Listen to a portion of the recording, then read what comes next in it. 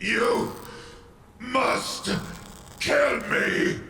The words escaped Durag in a wet, pain-choked cough, causing more congealing blood to pour from his mouth along with the plea.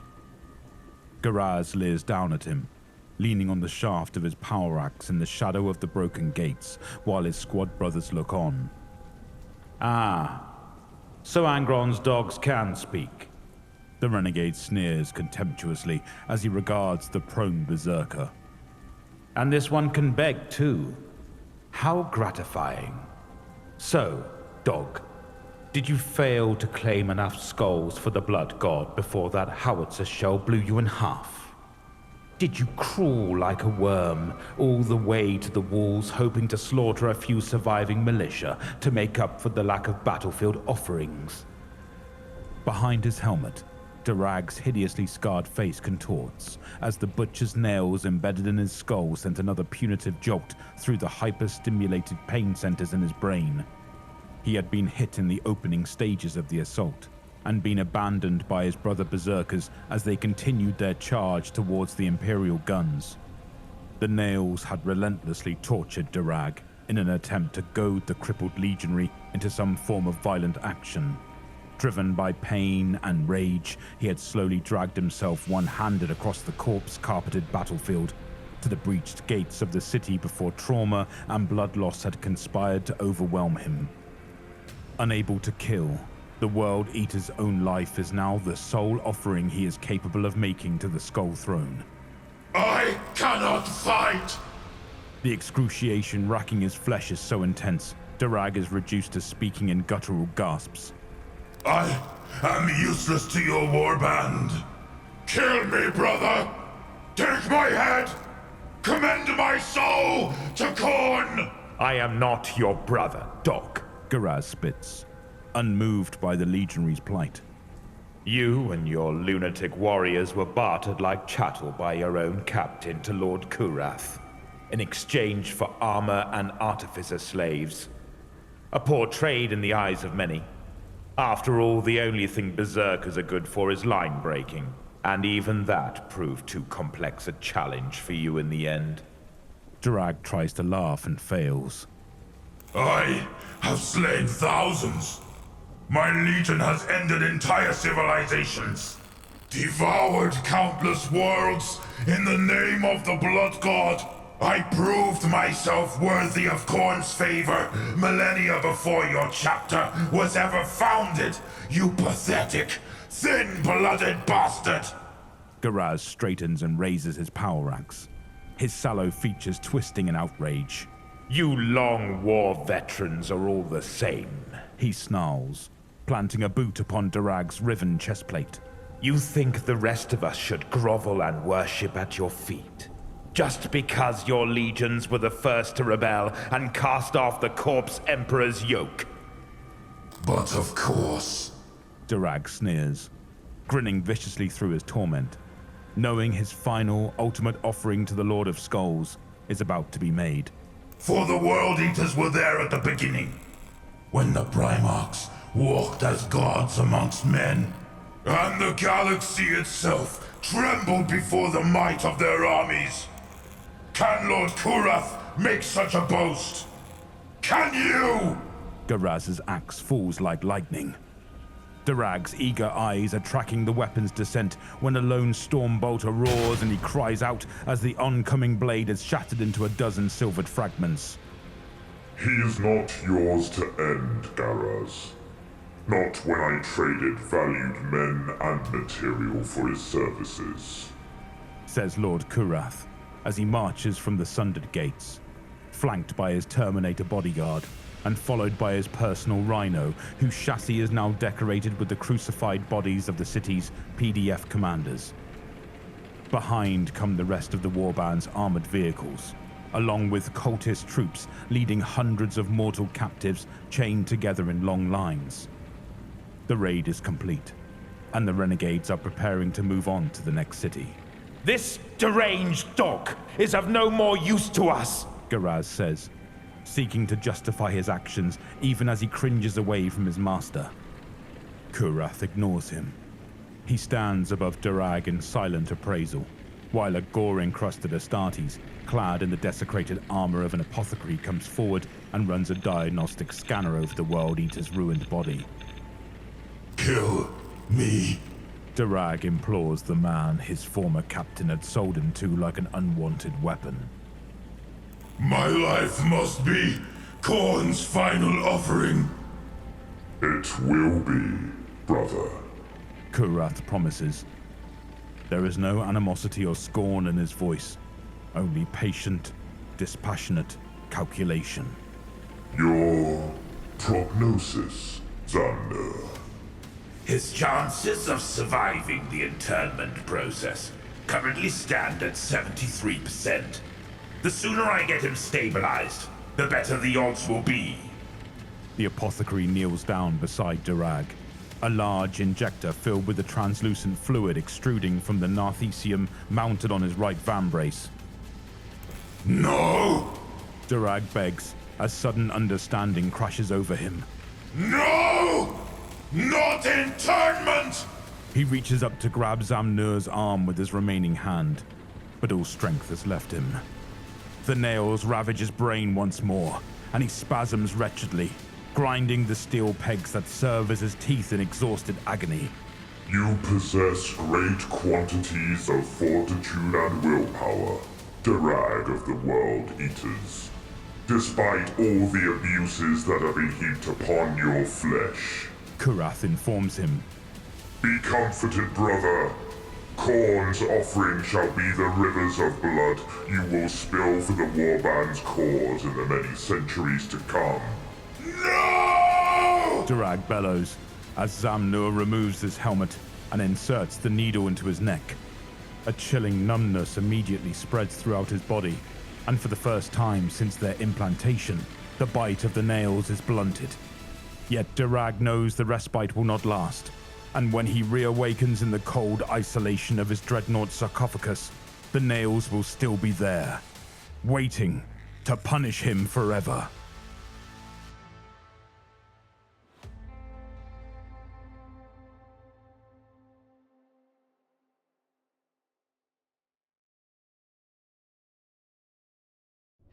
Whirring, growling teeth, titanic shuddering blows, screaming, howling rage. Precept Ibrahim Il-Farad could do nothing but stare at the bunker's blast doors. The doors shuddered in their plasteel frame with every bang, loosing jagged flecks of grated metal. Another strike, and the doors seemed to buckle, splitting steel dust that fell in sheens of glinting grey. To his left, Administrator Tahik placed a pistol in her mouth and pulled the trigger. The precept shuddered as blood splattered across his cheek. He thought he could see the whirring blades of the chain axe now, clawing through the door. He had heard tales of the weapon. Widowmaker. Il-Farad thought of his wife, cowering in the back rooms with his infant son. The precept heard another gunshot come from inside the bunker. Its echoes mingled with the prayers of his staff, muttered, whispered pleas to the 8 fire spirits of the divine sands.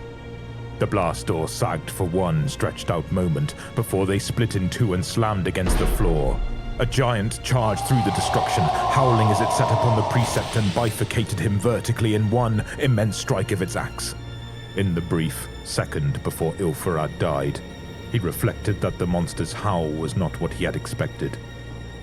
Before he died, Il-Farad thought that it had been a howl of anguish rather than rage. Angron, Primarch of the 12th Legion and Lord of the Red Sands, brooded in the remains of the enemy's high command bunker. He was surrounded by the torn-apart corpses of the dead. There were no survivors. He stared at the bunker's cogitator intelligences that automatically summarized garbled Vox reports for the enemy. They contained no great surprise. The foe had suffered complete collapse on 100 different fronts, desperate retreats and aborted consolidations. Utter breakdown of morale in command. They were defeated, and the World Eaters would hunt down the rest like dogs after terrified mountain rabbits. No quarter would be offered. Just slaughter, continuing long into the night before the Primarch eventually called off his hounds. Angron panted, A melter lance had caused a great furrow in his side, blackening the armor of Mars and wounding his bioengineered flesh. It was no great matter, just another scar overlaying the triumph rope. That white line of scar tissue that charted each combat victory across his body. The Primarch's enemies had been numerous and well-trained, but Angron had killed them all.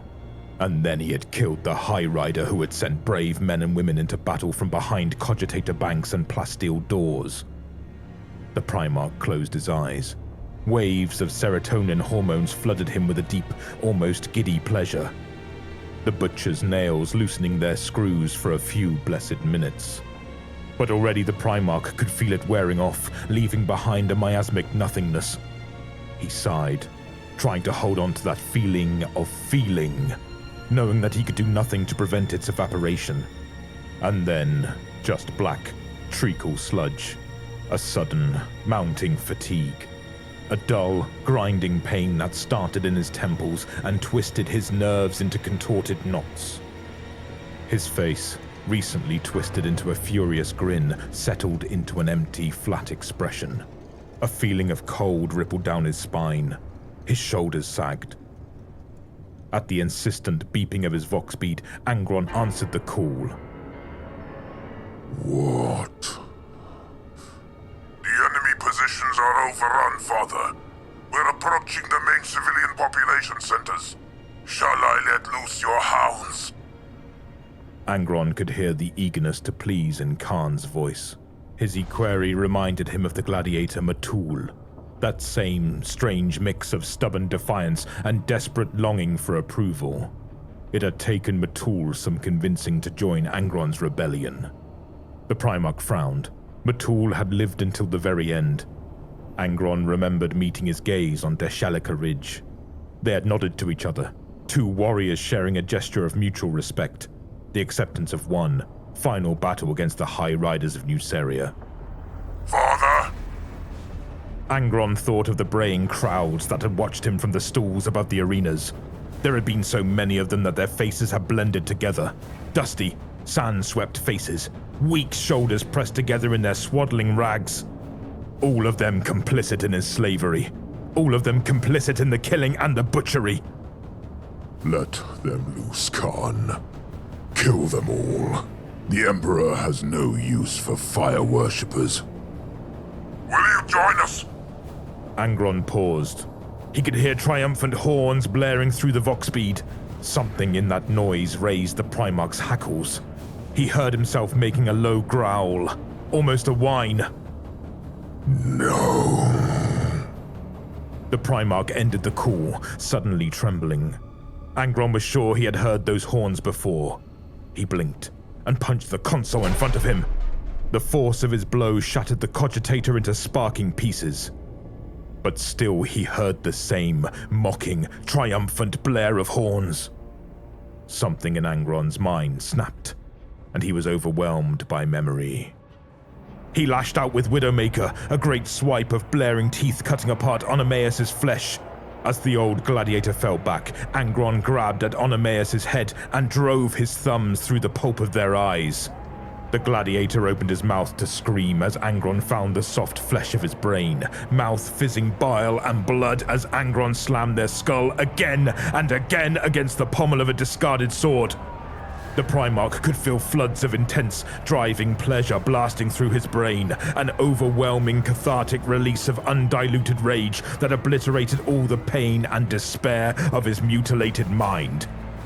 He released his grip and began punching, slamming his fist into the soft tissue above the ridge of Onomaeus' nose. He punched again and again and again before the bones splintered and all he was punching was wet, compacted sand. The crowds were cheering, howling in exultation, horns sounding in irregular, discordant noise, blaring louder and louder and louder. He paused. In front of him was the shattered remains of the cogitator banks, fizzing, broken pieces of obliterated machinery. Like Onomaeus, it had not fought back. The Primarch padded down the corridors, indifferent to the devastation he had wrought. Loose limbs and viscera were cast about, staining the floors and the walls with red. His own armor was repainted in arterial blood. When Angron glanced at the gore, he felt nothing but a dull stirring of nostalgia, the shadow of savage release. Just enough feeling to remind him that he barely felt anything at all. He slowly traveled back to the Adamant Resolve, taking a lonely shuttle ride through the planet's orbit. If he had cared to look, he would have seen the cities burning, the mile-wide plumes of black, choking smoke, the burn pits of mass graves. But he had seen such things before. Instead, he just stared at the floor, allowing his thoughts to sink into the sludging murk of his depressive soul. Acting on disassociated autopilot, Angron made his way to the apothecarian, allowing the bustling menials to carefully remove his damaged armor and tend to his wounds beneath. As the medics applied salves to his burns, the nails sang a song of slaughter and bloodshed.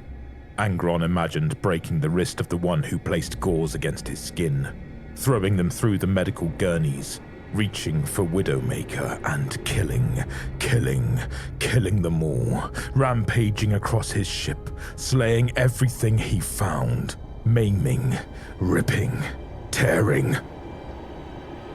Angron closed his eyes and breathed slow, deliberate breaths. He was loath to repress the only feeling he had left, but he did so anyway.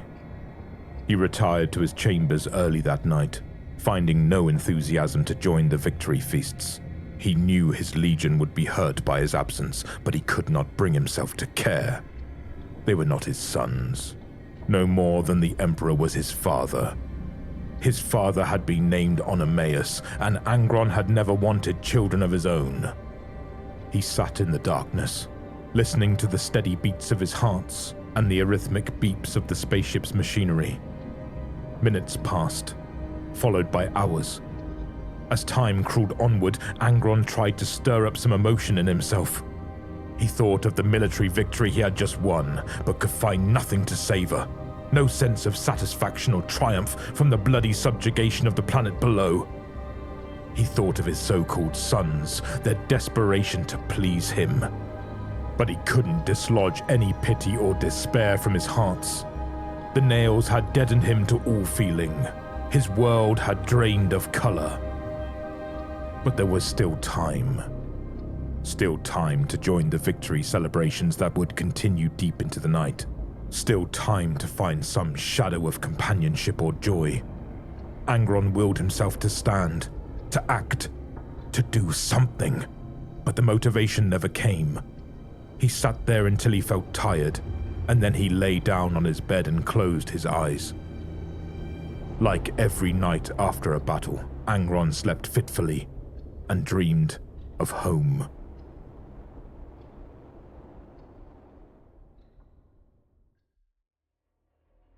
He was waiting for the Rexium Royal Dragoons, the latest company sent by the High Riders to bring his Eaters of Cities to heel.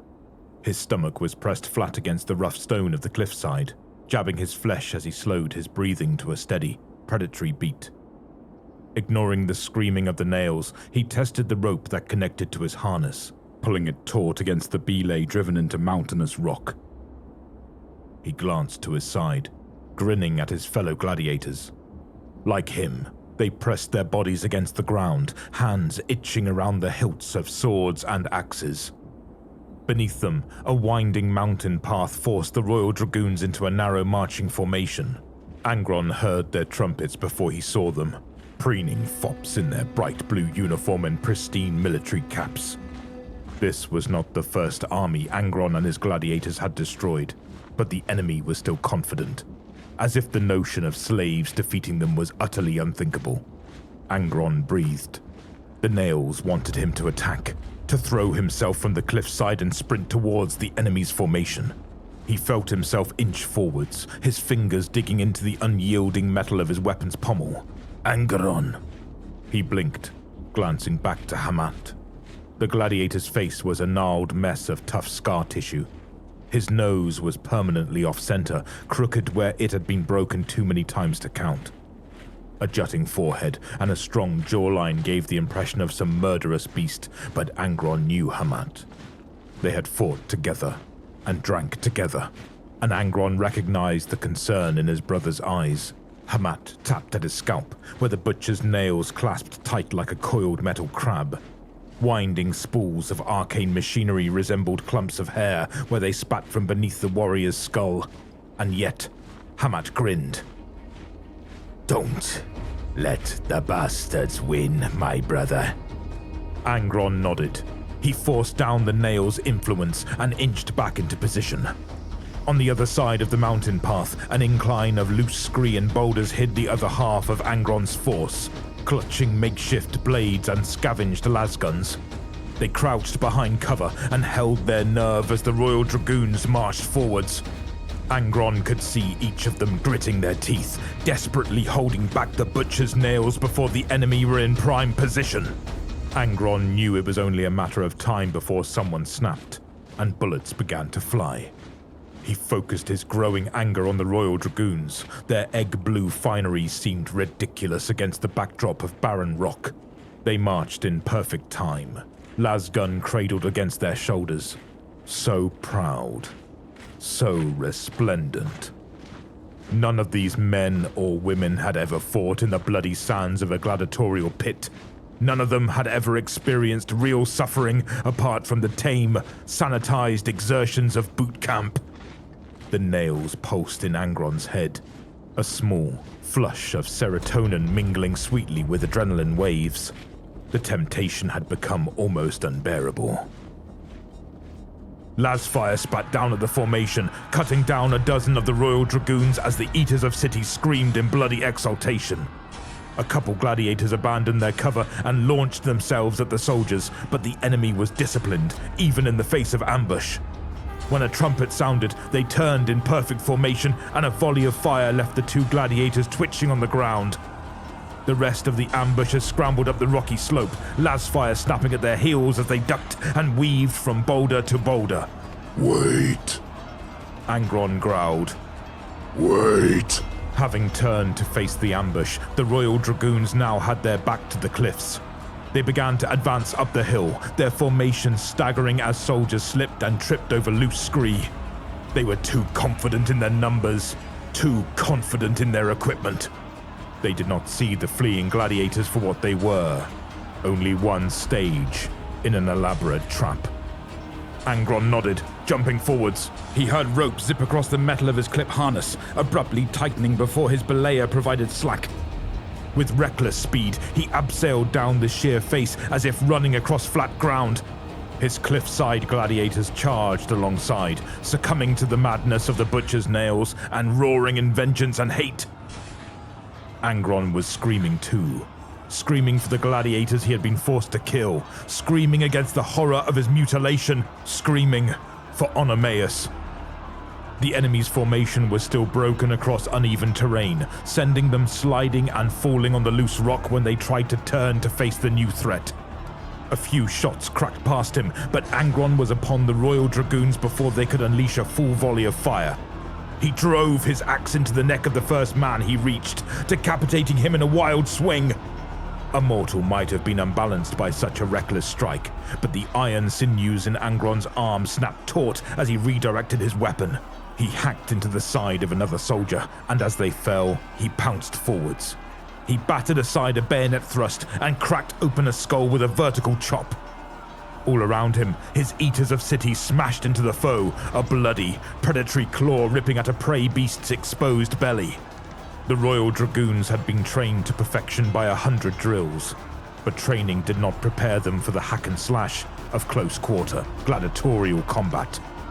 Angron screamed as he cut down another man, dodging the swipe of a power sword and punching the officer in the throat to prevent another attack. He felt the man's trachea fracture. Nonetheless, he followed up with an axe blow that severed the arm from the shoulder. Angron could feel the blood sticky and warm across his face, an intense, cathartic delight driving him to ever greater heights of aggression. He stamped hard on the man's chest and sought his next victim. The battle was over quickly. Already the enemy's morale was broken, and a bloody massacre was taking place. The surviving Royal Dragoons broke ranks, desperately trying to escape the melee, their pristine uniforms soiled with blood, dirt, and piss. One fell to his knees before Angron, begging for mercy even as Angron took their head and slammed it against a rock. Another fled him, howling as Angron's axe buried into their back. Kill! Kill! Kill!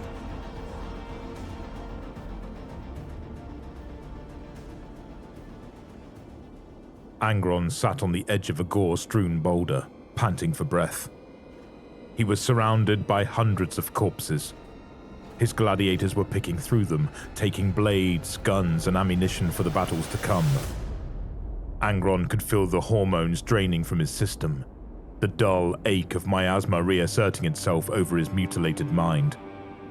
Hamat wandered up to him. The gladiator was injured. A long cut opened him up from shoulder blade to gut. Angron glanced up with a grunt.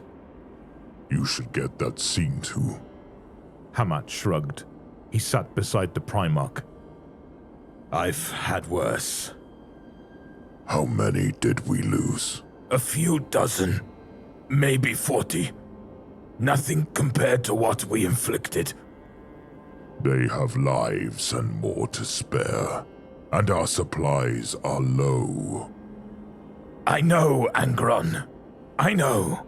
We all understand. But it doesn't matter. This day is ours, and we would not trade it for the years they would offer us in chains. You have given us this day, and that is enough. I wish I could clasp them all in irons. I wish I could mutilate their flesh the way they mutilated ours. We humiliate them, Angron. For the High Riders, maybe that's worse. No. They will forget this humiliation when our dead bodies are just skeletons grinning up at the sun. They will say we were fools. Let them say what they like. We choose freedom.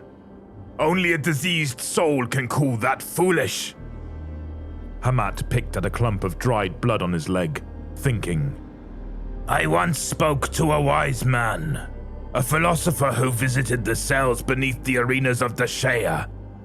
He said that the best revenge is to be unlike your enemy. Useless words. The man had the privilege of choice. We had no choice. We were forced to kill. Maybe. But still, I don't want to enslave them. I don't want to mutilate their brains. My revenge on them is to be the better man, despite everything they have done to us. Very philosophical, Hamat. But that's blood on your hands, and not all of it is yours. Hamat grinned in reply. I never said I'd let those bastards live, my brother. Angron woke with a start. He had torn the sheets off his bed. His covers were slick with sweat. Hamat was gone. Hamat had died 2 weeks later after the ambush, succumbing to infection. They had never had enough supplies, never enough food, never enough shelter, never enough medicine. They had been doomed from the start. The Primarch rose slowly. His huge shoulders sagged as a sigh rippled throughout his body. His back was a tapestry of scar tissue, knotted like taut rope. He had suffered wounds from every weapon known to humanity. Lasfire, bullets, bolts, blades, even artillery and orbital fire. Angron had suffered them all. He threw on a loose tunic, blind to the holes and rips in the coarse fabric, and stumbled from his quarters. It was late into the night cycle of the Adamant Resolve, and the corridors were silent but for the soft whir of machinery and the occasional groan of a disfigured menial servitor. Angron walked barefoot towards the command decks, hoping to meet no one. The floor grating was cold and sharp against the soles of his feet, a scintilla of pain sending an ice shudder down his back. The Primarch meandered, fighting the urge to return to his room and go back to bed. Everything felt so tiring, so tiresome. But Angron did not want to sleep. He did not want to dream once more of his stolen home. Father. Angron grunted at his equerry's greeting, not hiding his annoyance. KHARN's shoulders tightened.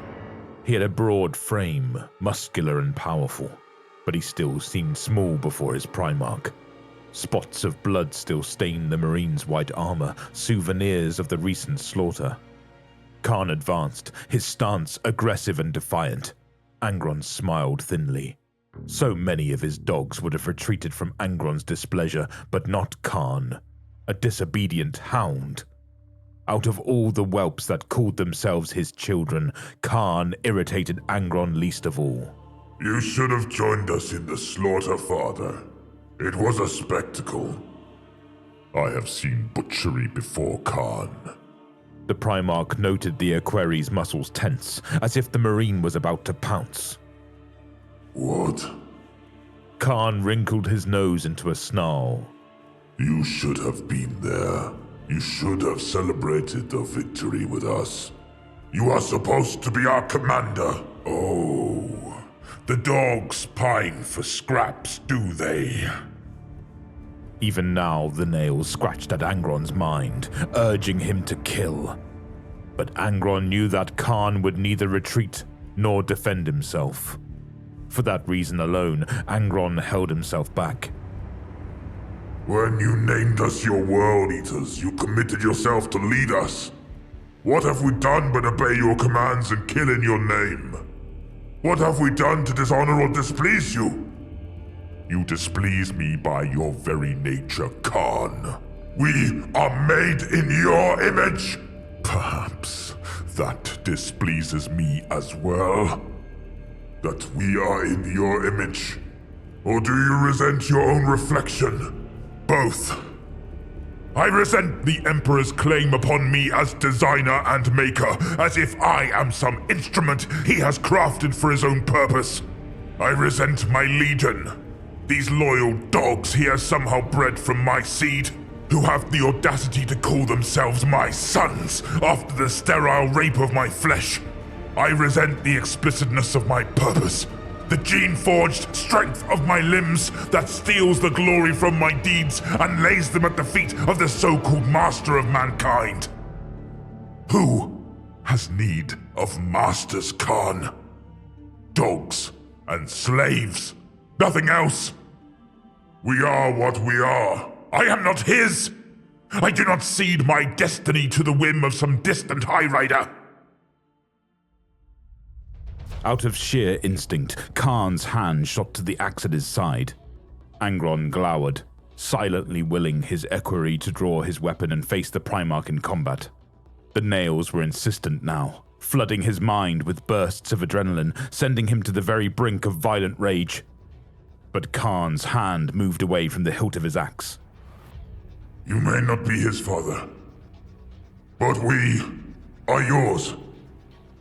Is that what you want? To be my dogs?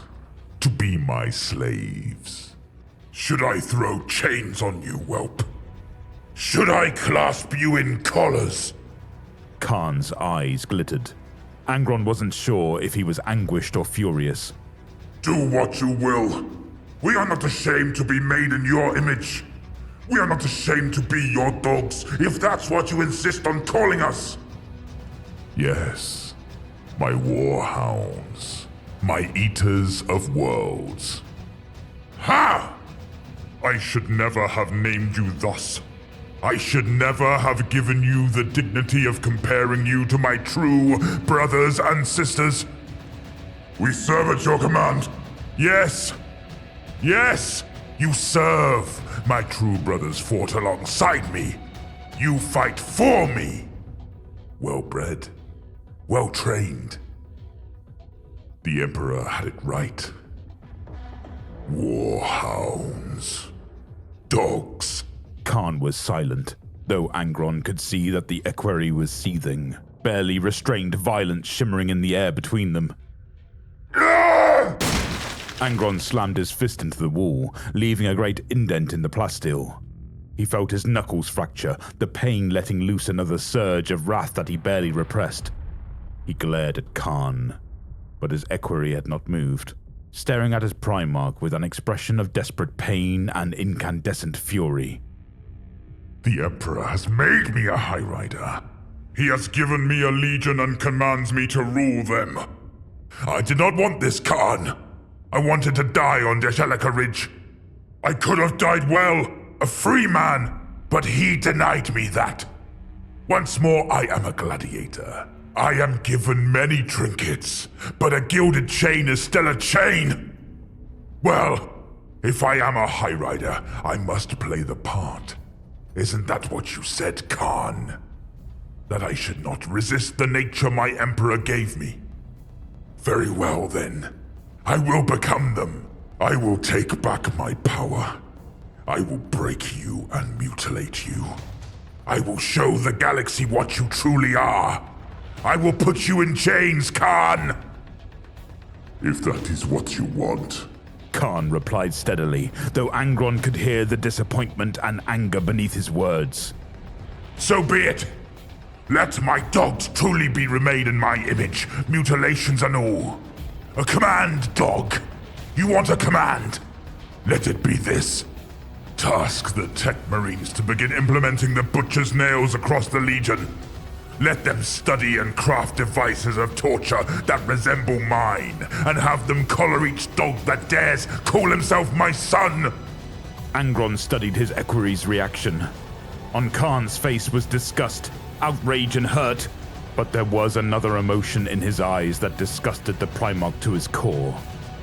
Hope. Hope that by submitting, Angron would accept KHARN as his son. As you command, Father. Angron waited until KHARN had left him and buried his face in his hands.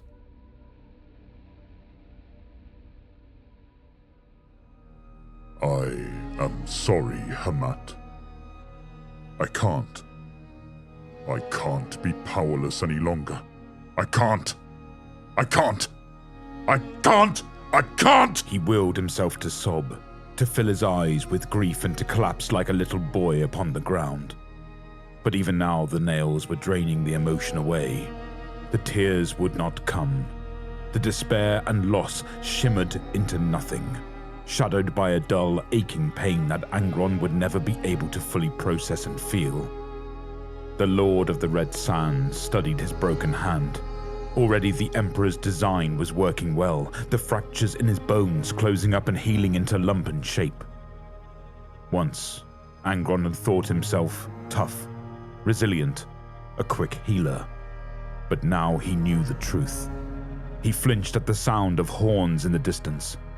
He did not know if the sound was real, but it felt real to him.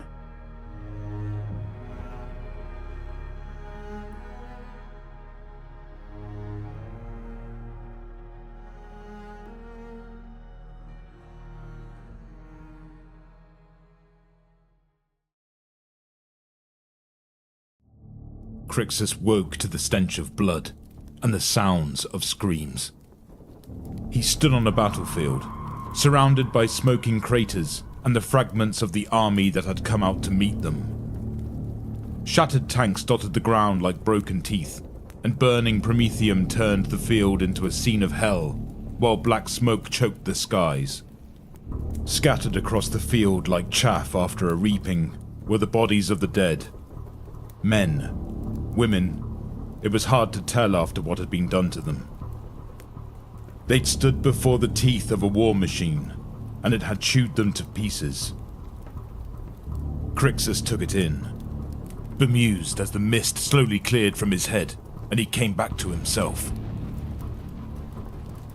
As the fog of battle frenzy departed, though, the pain it hid returned.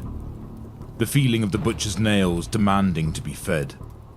It was only a dull ache for now, but he knew the pain would grow teeth soon enough.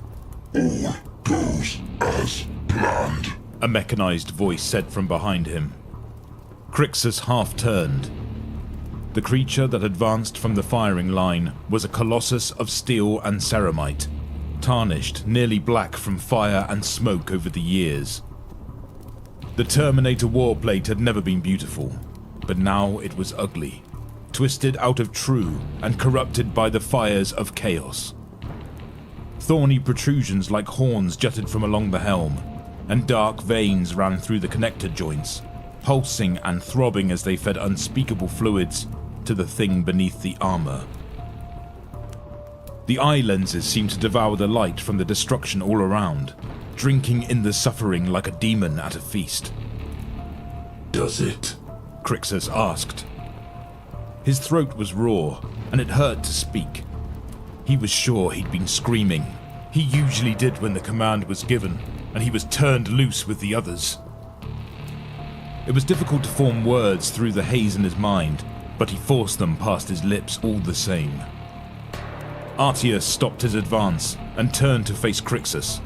The lenses of his helmet focused, and he looked Crixus up and down. When he next spoke, his voice was wary through his vox. The dog speaks. Come, Crixus. The city is ours.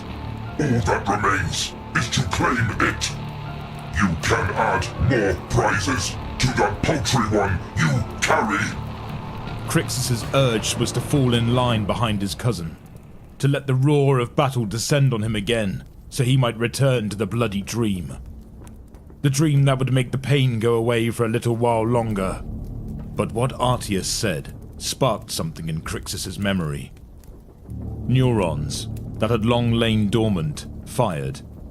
His gaze fell unbidden to his left hand.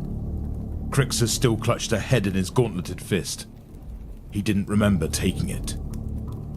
Beneath the smears of blood and the chipped red enamel of his armor, he could still see the engraving on his vambrace. A rampant hound, its jaws open and ready to deliver the killing blow. For a moment, Crixus fell through time. Bellowing giants and twisted mutants, whose blood flowed black and oily, surrounded him. He fought against them. His pale armor stained with proof of his valor. He had taken no skulls that day, for there had been no need. That had not been why he fought. He stood on the line with his brothers, before the titan of wrath and fury that was their father, listening as he bellowed about slavery and freedom, about the breaking of chains, and how the weak would be cold. Then Angron demanded they submit to be bound the same way he had been. They had been so blind, so desperate for his approval, that they had rolled over and done it without question. He had put leashes on the warhounds, and called them his world eaters. Then there was blood, tides of it, that carried them further and further from what they had been. Those memories were fragmented, but pieces came back to him, the piles of bodies on Istvan V, where the first great blow had been dealt. Pitched battles in the void, the blackened ground around the great palace where they had died in their droves. The memories came in fragments, falling on Crixus like rain as he stared down at the hound. It was old, spattered in blood, and it had been covered up time and time again, yet it was still there, for one who knew how to see it. Crixus raised his head and really looked at the city for the first time. It was a crumbling hive. The ferrocete eroded around the edges, and the gun emplacements that were still present, time-worn and ragged. The spires leaned and canted, and it seemed far too large for the number of people in it. It was a small, sad city, on a lonely, forgotten world. A guttering candle that would be snuffed out for no reason, other than being unfortunate enough to be caught in the black wind of Artius and his forces. The scars along Crixus's head, where the nails had been driven in so long ago, started to prick. The ache in his muscles from strained ligaments and micro tears in his muscles began coming back as the adrenaline drained. A vice gripped his temples, and every beat of his heart was like a fist knocking against the base of his skull. His breath rushed in past his teeth, and he tasted blood in his mouth. His eyes fell from the battlements and onto Artius as he strode forward, firing at the city's remaining defenders and barking orders through his helmet link as he ordered other units to advance. Crixus's fingers spasmed, and he dropped the head he'd taken. The power sword chained to his other hand flared into life, crackling with violent energies that eddied and swirled around the blade. No, Crixus growled, charging forward. Artius was a bare dozen yards away, his arm-mounted cannon roaring as it spat rounds at the defenders on the wall. He tried to turn, to bring the barrels of his heavy bolter to bear. His armor made him slow though, and Crixus was upon him like a hunting hound on wounded prey. The tactical dreadnought armor turned Artius into a living tank, but it had weaknesses. Crixus' sword flashed, slashing across the narrow gap at the back of the knee where the armor was weak. Lightning sparked, and metal heated to slag in an instant as the leg buckled. Dirt fountained as Artius fell, firing off bolter rounds as his hand convulsed in pain. He tried to catch himself, to steady his bulk, but Crixus brought his blade around and sliced the crook of the elbow. Blood sizzled, and black oil pumped from the wound in an arterial spray as he finished falling. Artius tried to bring his other weapon to bear, but Crixus snatched his wrist and drove his blade through the space between where the breastplate and the armored sleeve of the suit met, the blade tearing through the fiber bundles and destroying the muscle and sinew beneath them. Artius shouted from the ground, but whether he was bellowing for reinforcements or trying to make Crixus stop, Crixus couldn't make out the words. All he could hear was the thunder of his heart and the pounding of blood in his head. The nails were singing now, and their rapture flooded every fiber of his body with fire. He brought his boot down on Artius' helmet once, twice, and then a third time. The eye lenses cracked beneath his heel, and fluid leaked from them like hydraulic tears. The faceplate splintered, and the Vox grill sputtered and sparked as it crumpled. On the third stomp, Crixus heard something snap, and Artius went limp, his flailing limbs dropping to the dirt. From behind, something smashed into Crixus' shoulder with the force of a hammer. Heat washed over his face as the outer layers of his pauldron splintered, flinging him forwards. Lasfire cut the air where he'd been standing, and plasma dripped from where he'd been hit. He tucked and rolled, shedding the damaged outer armor as he came back to his feet, facing the direction of the new threat. One of the fire support teams at the trench line had heard Artius' commands and turned their plasma weapon on him. The operators were charging it for another blast, while the rest of the squad directed their fire his way. As he stood, Crixus snatched his bolt pistol from where it was mag-locked on his hip and fired. All it took was a single round to set off the plasma core, and the trench was awash in blue fire. There wasn't even time to scream as the explosion swallowed up dozens of soldiers, making a gap in the firing line. The world around him moved in slow motion as the furious nectar pulsed through Crixus' veins. He leaped through the remnants of the explosion, his pistol spitting death and his sword cleaving anything that got within range. The last remnants of the rear guard still holding support positions were torn to pieces before Crixus ran out of ammunition. He dropped the bolt pistol, the maglock securing it to his hip as he strode forward. Another traitor, whose planetary defense uniform still bore pale places where its old marks of rank and honor had once been sown. One by one, the artillery stations fell silent. Crixus killed the operators as he found them, moving like a storm of vengeance that left none alive. The defensive battlements they'd built, the protections they were so proud of, became their tomb as they had nowhere to retreat to. Soldiers died in their droves, and what few of his cousins had been left behind were too slow to react. They were used to those who wore the red armor losing focus, and slaying those near to hand.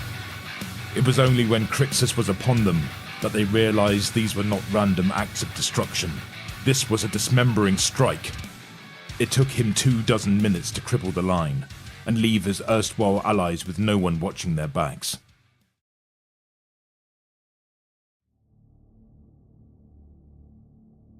Crixus emerged from the trenches and turned toward the city. He was splashed with gore, his armor dented and grooved, still smoldering in several places. The horns decorating his helm had been smashed off, one catching a blow from a chainsword, and the other deflecting a point-blank round from a hotshot las rifle. He seemed bigger than he had before, standing tall, his shoulders back and his head high. It was as if he'd put down a great weight. He heard weapons discharged from the city and launched into the loping, ground-eating bounce common to Astartes on a mission. He entered the city, and silence followed in his wake. He had taken the heads of Thunder Warriors on Cerberus. He was there when Sanguinius and his sons matched their fury against the children of the Red Angel.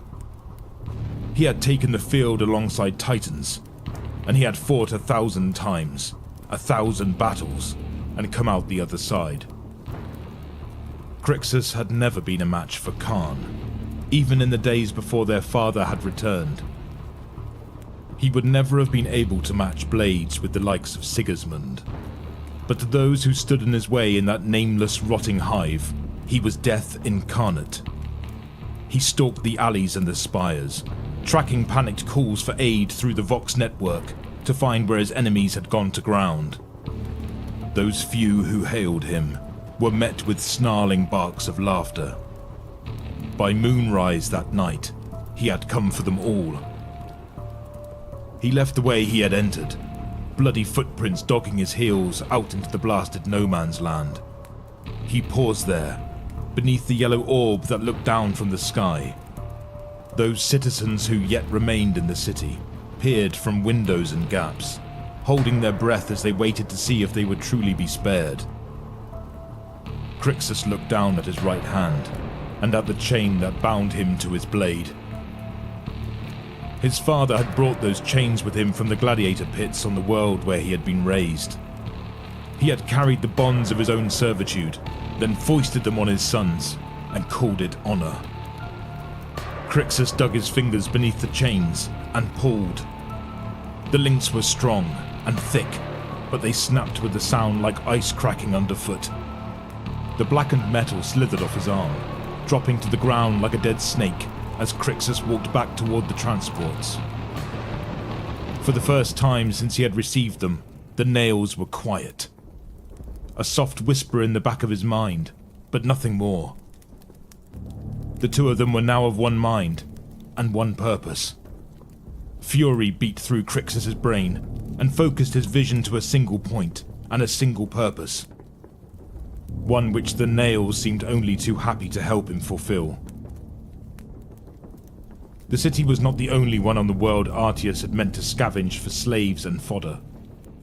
Crixus had cousins, and even some brothers at the other hives. They would meet the same fate. Once he had slain them, he would track down the other rabid dogs his brothers had become, and put them out of their misery until he made his way back to their father, who had done this to all of them. The creature who had enslaved them. Because despite his words, when he was finally given power, he could think of nothing else to do with it. On that day, one of them would die, and either way, Crixus would finally be truly free.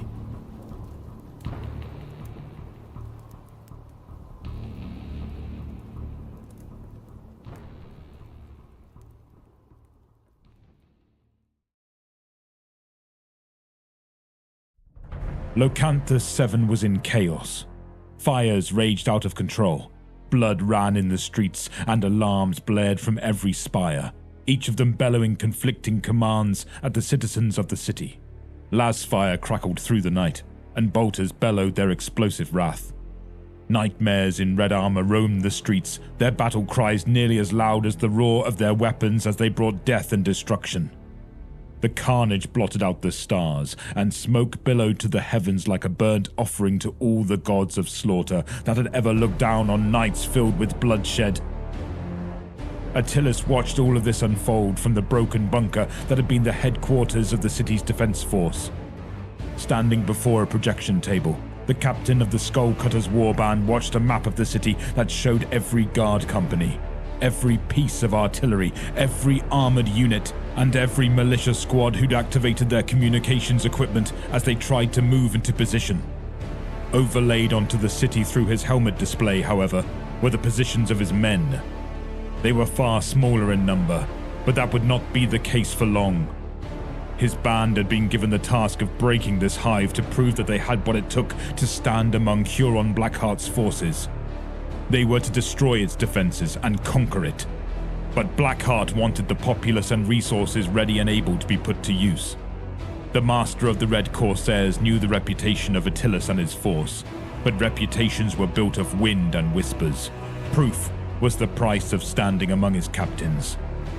Attilas had forced his snarl into a smile and said that not only would they take the place as Blackheart demanded, but they would do so in less than a day and a night.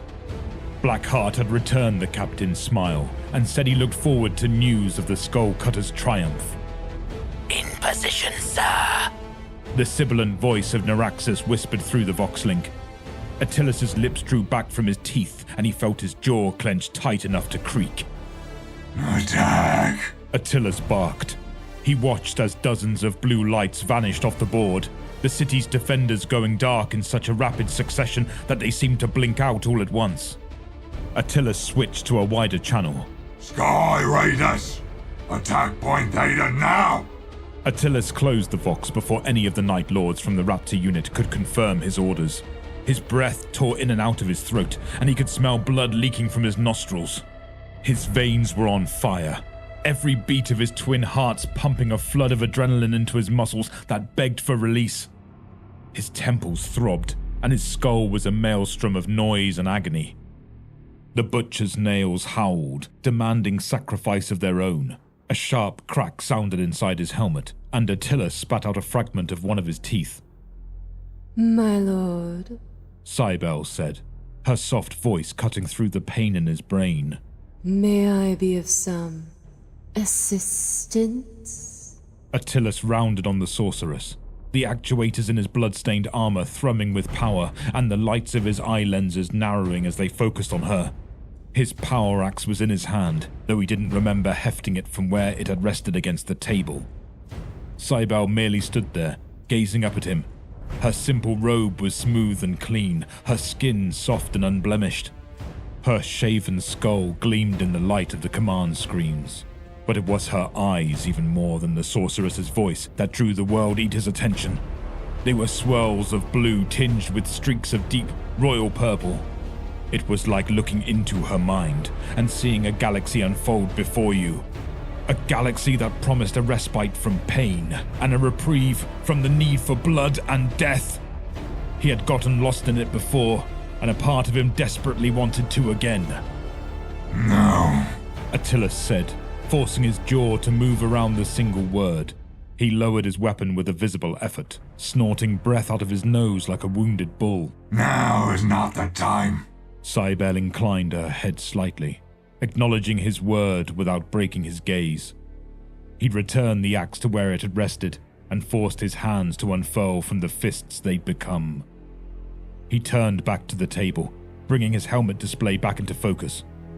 Dozens of additional blue tags had vanished from the field where he'd been distracted, and the attack had progressed apace. But something was wrong. 4 red tags that had been in motion moments ago had gone black, and still. Heroes report! Arca, Nalus, Rastus, Rexor, respond! There was silence on the Vox. When he tried to access the display from the Harrower's helmets, he was met with empty, black feeds. Every one of them had been destroyed. There was nothing near their locations that could have caused this. There was not a single weapon emplacement or soldier that would have posed a threat to any of his brothers, much less a fist of them. Attilas gripped the edge of the table, his gauntlets making the steel edges creak as he squeezed. His eyes darted across the city, seeking one specific red badge. He found it in a moment.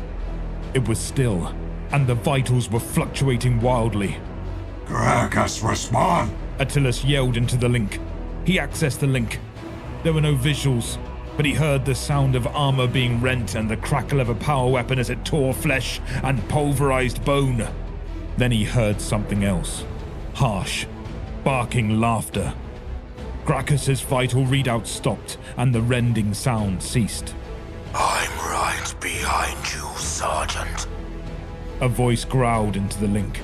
Then a final blow landed, and the link went dead. For a moment, Attilas's heart stopped.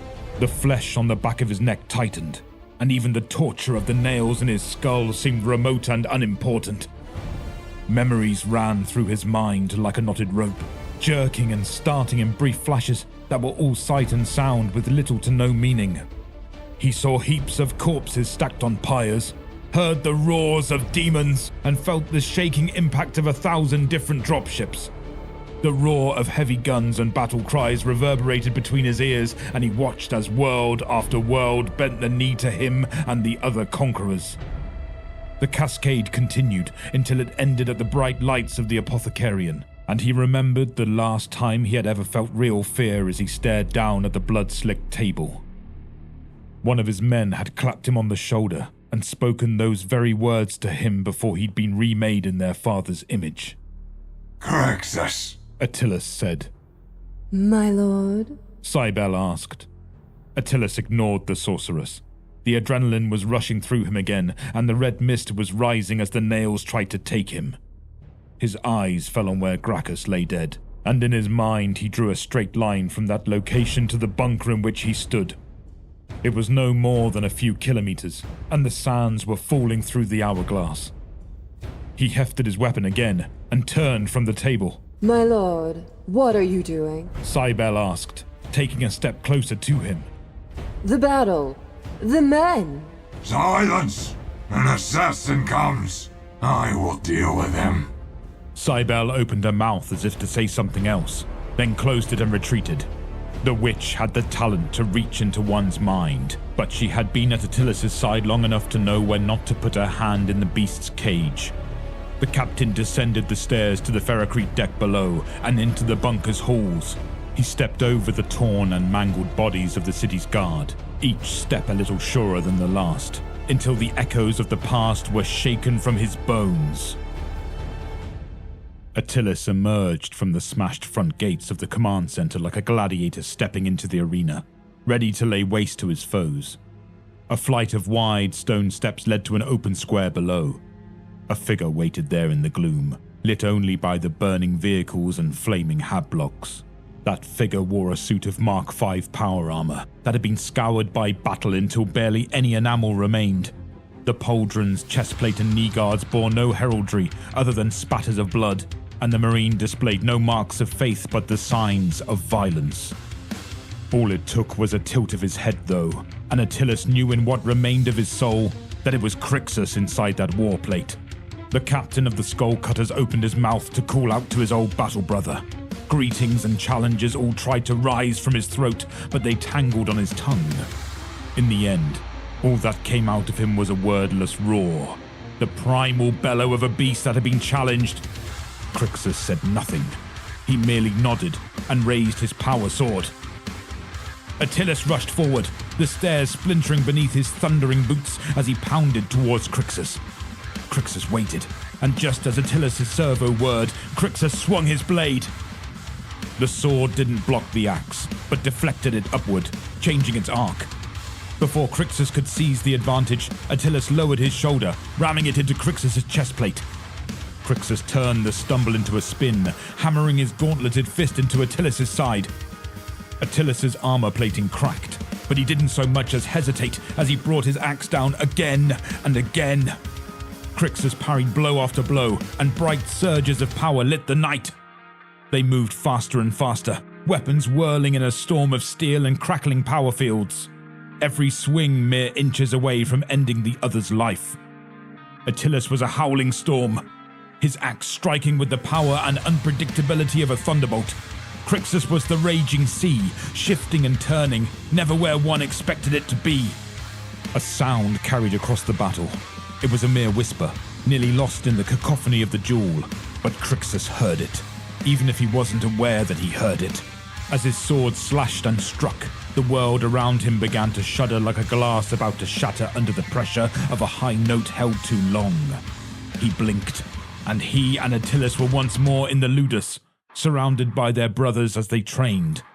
The two of them fought as they always had, Attilas the stronger, Crixus the faster.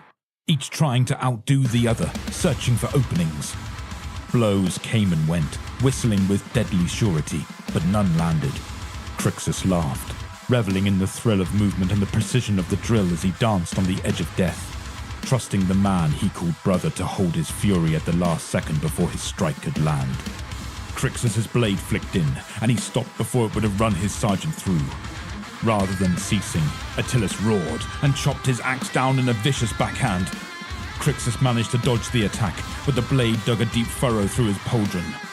Before Crixus could regain his momentum, Attilas balled forward, every blow of his weapon closer and closer to ending Crixus's life. Crixus heard roaring in his ears, but it was little more than distorted noise, a conversation in a half-remembered dream. Attilas raised his axe over his head, and as Crixus moved to parry automatically, Attilas stepped in close and drove his helmet into Crixus's. The blow hit hard enough to knock him back a step, rocking his head back. Attilas brought his axe down with both hands. Crixus got his sword up in time to blunt the blow, but not to stop it. His sword flew from his hand, and the axe sheared through steel and ceramite alike. The remnants of a helmet bounced across the broken ground, sparking and dying before coming to rest against a splintered retaining wall. The unmarked Marine was driven to one knee by the sheer force of the strike that had nearly decapitated him. The face that stared up at Attilas was seamed with violence and death. Scars crisscrossed the cheeks and forehead, each a testament to an enemy who had nearly laid him low. His nose was a broken mountain range, surrounded by lumps of malformed flesh. Stubble sprouted around the scars, adding a coarseness to the face's already rough contours. Blood ran from a wound in the shaven scalp, and from both nostrils. The Marine's bottom lip had been split as well, and blood coated his teeth even as his enhanced biology sealed his hurts. It was the eyes that made Attilas hesitate. In the midst of that battlefield of a face, Crixus's eyes were the bright, fierce blue of a noonday sky on terror. They stared into Attilas' soul, and in that gaze the World Eater saw no madness, no fear, only a hate so cold it chilled the blood burning in his veins. Those eyes flicked over his shoulder, and Attilas half turned to see Cybele at the top of the stairs. Sweat glistened on the sorceress's brow, and Attilas knew what she'd done. He knew why he was alive in that moment, instead of spitted on Crixus' sword as he should have been. He turned his full attention back to the Marine before him. Crixus, Attilas snarled, the muscles in his jaw twitching. I will give you one chance. Take off the chain. Swear me your fealty and I will spare you my axe. Show me your face, Crixus growled. Slave or corpse, I would look you in the eye. Attilas fought the nails, and for a moment it seemed they would win. Then the captain of the Skull Cutters raised his hand and disconnected his gorget. Gas hissed from the life support system's connection.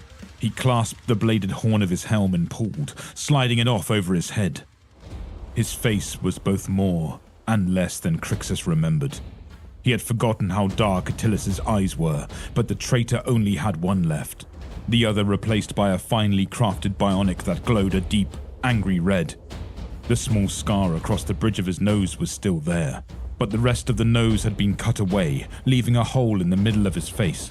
His jaw was still thick, bulging with heavy muscle, but half of his mouth had been torn off to reveal the teeth beneath. Teeth that were mostly steel implants with only a few of his originals remaining.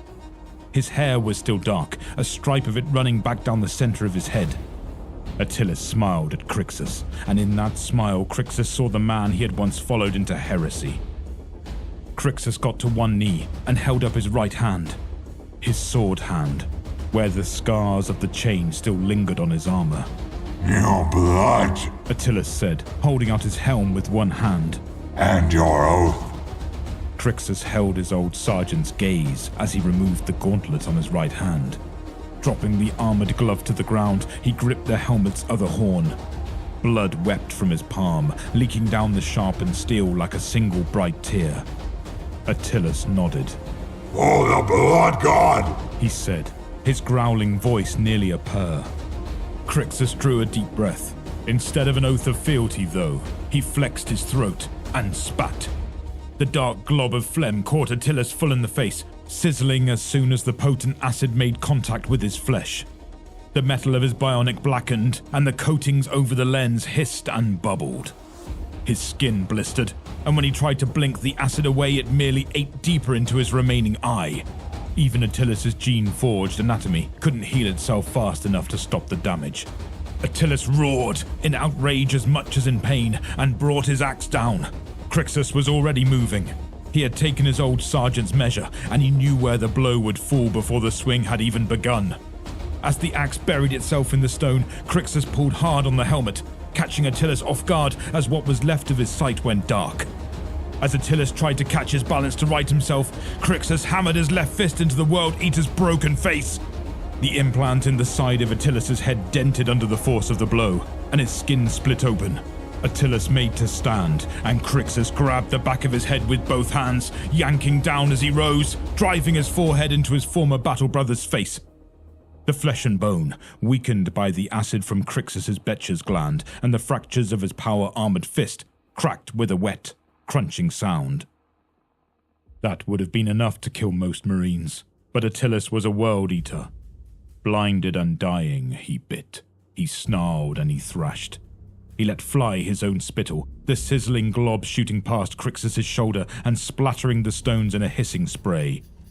A blow from his fist glanced off the side of Crixus' head, and Attilas released his axe as he tried to snake his arm around Crixus' throat.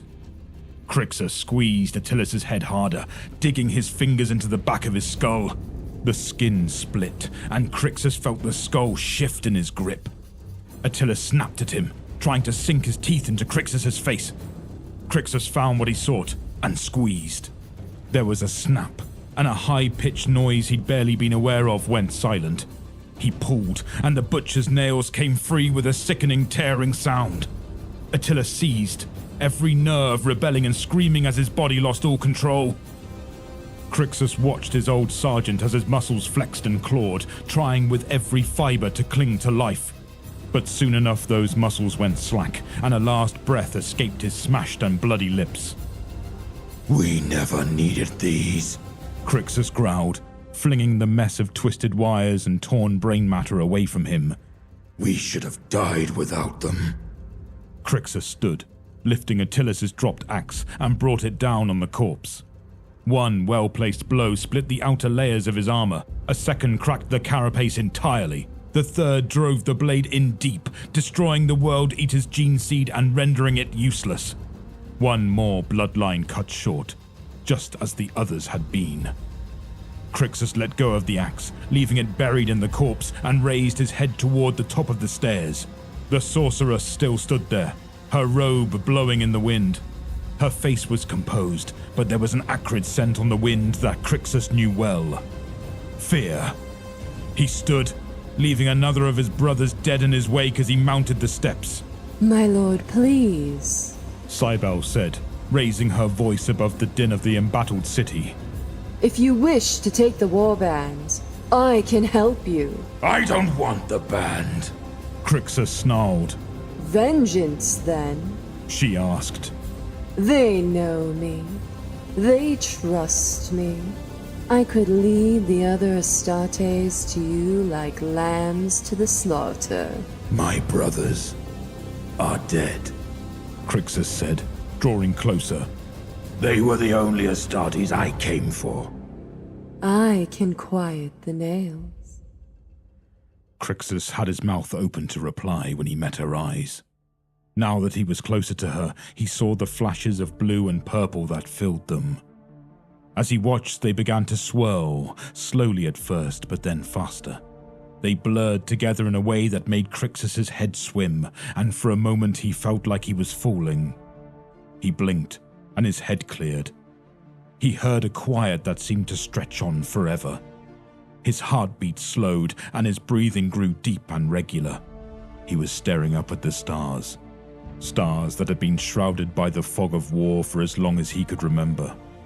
They seemed so bright, and for a moment he felt like he could reach out his hand and cup them in his palm. Sardane, what are you staring at? His mother asked. Her normally rough voice was soft, soothing, and it made him smile as he pointed up at the sky. His hand was bandaged across the knuckles, with dried blood staining the cloth. "That's where I'm going, Mama," he said, pulling his shoulders back and puffing out his chest. He was sore and bruised, but he couldn't help himself. "Once the trials are done and they pick me, they're going to turn me into one of their warriors. I'm going to go to the stars, and I'm going to take back those worlds just like the Emperor took back ours." He turned and looked at his mother's face. She was tall and raw-boned, with sharp cheekbones and thick red hair streaked with white in places. Tattoos covered her arms down to her wrists, and she still wore the heavy, crossed weapon belt she'd borne her whole life. Even though the war for this world was over, and peace had been promised to those who'd survived, she kept her blade and banger close. Her face was grim, but when she looked at him, her scarred lips quirked into a smile. And what makes you think they're going to choose you, She asked, putting her hand over his. "Because I want it," He said, his forehead furrowing. "I want it more than anybody else. Some of the boys might be bigger or faster or stronger, but they aren't going to take this away from me. I'm going to be on that line, no matter who it is I have to shove out of my way." His mother looked down at him, and for a moment it was like a cloud covered her face. The crease in her forehead, the one he only saw when she was in a lot of pain, cut deep into her skin. He watched her push it away and smile, but it wasn't a happy smile. It was one of those fierce smiles, the ones that showed her teeth but narrowed her eyes. She touched his brow and tilted his head back slightly. You will, and I know you will, because you're my son. But you listen to me, boy, and you listen well. His mother said, bending down until she was nearly eye level with him. No matter what this Emperor tells you, and no matter what his dogs say, do not forget what I taught you. He returned her fierce smile with one of his own. There was still blood on his teeth from the trials in the pit that day to determine who would advance to the next round of choosing. He flexed his neck and pushed forward, lightly butting his forehead against hers. "Fight with your head," he said. And kill with your heart.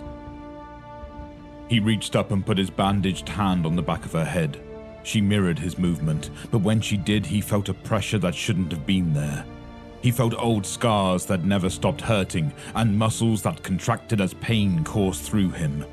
It shot down his neck and into his head, making his pulse spike, then spike again. Something inside his head was screaming, like whirling blades that wouldn't stop howling until they were fed enough blood to quiet them again. He closed his eyes, and when he opened them, he saw his mother's eyes were wrong. They were filled with blue specks and purple streaks. The nails revved louder, and Crixus wrapped his hand around the sorceress's throat. "You dare!" he snarled. The sorceress raised a hand, making a gesture with her fingers. Crixus caught her hand before she could finish her spell and squeezed. Her fingers snapped like twigs, and blood spurted from his fist. Breath hissed between her teeth, and she tried to draw enough air to breathe. The world of bygone memory around them grew soft, the edges losing their firmness. Then everything began to melt like candle wax. Crixus put her face nearly against his own. He smiled, and it was the old, fierce smile he'd learned from his mother so long ago. If you would see, then see. The world shifted and changed. They saw arenas of blood where children killed one another for the privilege of dying on a surgeon's table, trying to become gods. The brutality and beatings they called training, breaking bones and splintering teeth in the name of firing the clay of the young Marines filled the air with screams of agony and victory. Faceless giants of another age fought against the warhounds, black blood and curses of betrayal flying. He showed her worlds brought into compliance by conquerors who made the subjugation into a game. These memories whipped by one another, reeking of pain and fury. Rivers of blood flowed alongside the ever-growing mounds of the dead. Crixus felt the sorceress squirm in his grip and inside his mind. She tried to free herself, but in her fear she had delved too deep. She had touched the place where the nails dwelt and reached inside its cage. Like the teeth of a chain blade, the nails pulled her in, even as they tore her to pieces. All of it! Crixus growled, blood and spittle running over his lip as he tightened his grip. He made her see the broken, enraged beast that was Angron, the rent bodies of his brothers who had resisted the Primarch's decree, and the shattered minds of those who had submitted to their father's cruel demand.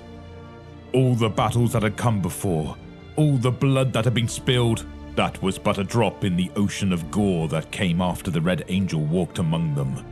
He showed her men who had made themselves into weapons, and made her watch them lose their minds to wanton butchery. They became beasts, and then they became something even less. Corruption ran rampant as they slew whoever they could reach.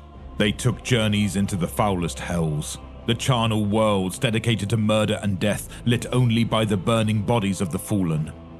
Men, women, and children were slain in such tallies that any individual act, no matter how depraved, lost meaning entirely. Then it happened again, and again, and again, for thousands upon thousands of years. Crixus forced her to walk the highways of corpses left in his wake, across hundreds of worlds that had been stained with genocide, until her feet were broken and her mind was ragged. All the while, the sky of his memory was filled with the raw, screaming desire of the nails as they demanded blood like a blind idiot god who in its hunger and thirst could speak no other words. She screamed, and Crixus felt the connection break. Crixus opened his eyes to the burning hive city. The greasy smoke, ashen winds, and sounds of artillery were all real enough. Cybele was still screaming, clawing at her eyes as if she could somehow unsee what had been seared into her mind. He tossed her over the edge, putting her out of his mind even before her cries ended in a slick, liquid impact far below.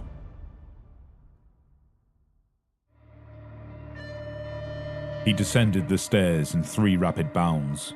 He replaced his gauntlet, the cut on his palm already little more than an angry scar. He removed the remains of his helmet from the connection joint of his gorget, and picked up Attilus's helmet from where it had fallen. He slid it over his head, the mag locks whirring as it sealed in place. His eyes searched the battlefield, his muscles twitching from the adrenaline as he sought a new target. There were many to choose from. Not as many as there had been, but enough.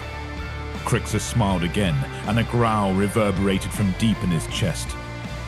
He had meant to leave once his task was done, to steal a ship and chart a course for his next target, but Cybele's touch had blown away the fog he had wandered in for so many centuries, at least for now. She had reminded him of who he had once been, when mankind had pulled itself from the bloody dirt and dared any who thought themselves strong enough to step into the pit to test their mettle. Through his Vox, Crixus listened to an intercepted transmission from a nearby guard position. Their commander was panicked, their hard point nearly overrun as they called for reinforcements between blasts of ranked lasfire. The old warhound took up his sword and ran toward the call. He reminded himself to leave at least one of the warband alive. Someone would need to tell his brothers that he was coming for them.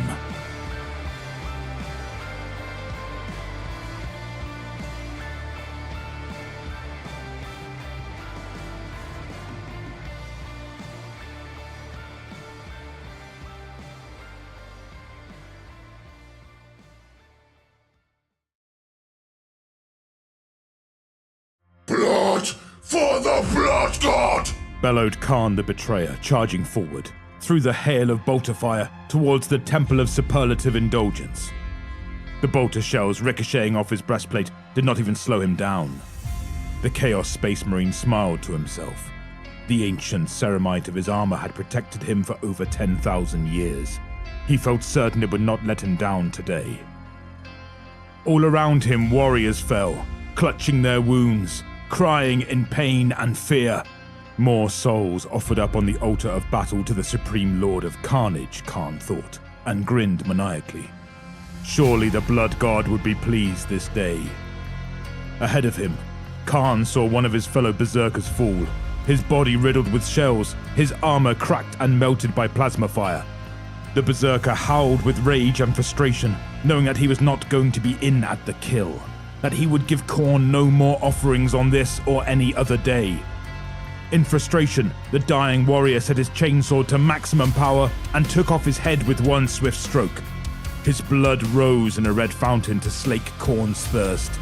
As he passed, KHARN kicked the fallen warrior's head, sending it flying over the defender's parapet. At least this way his fallen comrade would witness KHARN slaughter the Slaanesh worshippers in the few delicious moments before he died. Under the circumstances, it was the least reward KHARN could grant such a devout warrior. The betrayer leapt over a pile of corpses, snapping off a shot with his plasma pistol. One of the Slaanesh cultists fell, clutching the ruins of his melted face. Gorechild, KHARN's demonic axe, howled in his hands. KHARN brandished it above his head and bellowed his challenge to the sick yellow sky of the demon world. Skulls for the Skull Throne! KHARN howled. On every side, frothing berserkers echoed his cry. More shells whined all around him. He ignored them the way he would ignore the buzz of annoying insects. More of his fellows fell, but KHARN stood untouched, secure in the blessing of the Blood God, knowing that it would not be his turn today. All was going according to plan.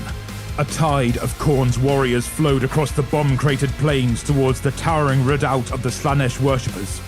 Support fire from the Chaos Titan artillery had reduced most of the walls around the ancient temple complex to just so much rubble.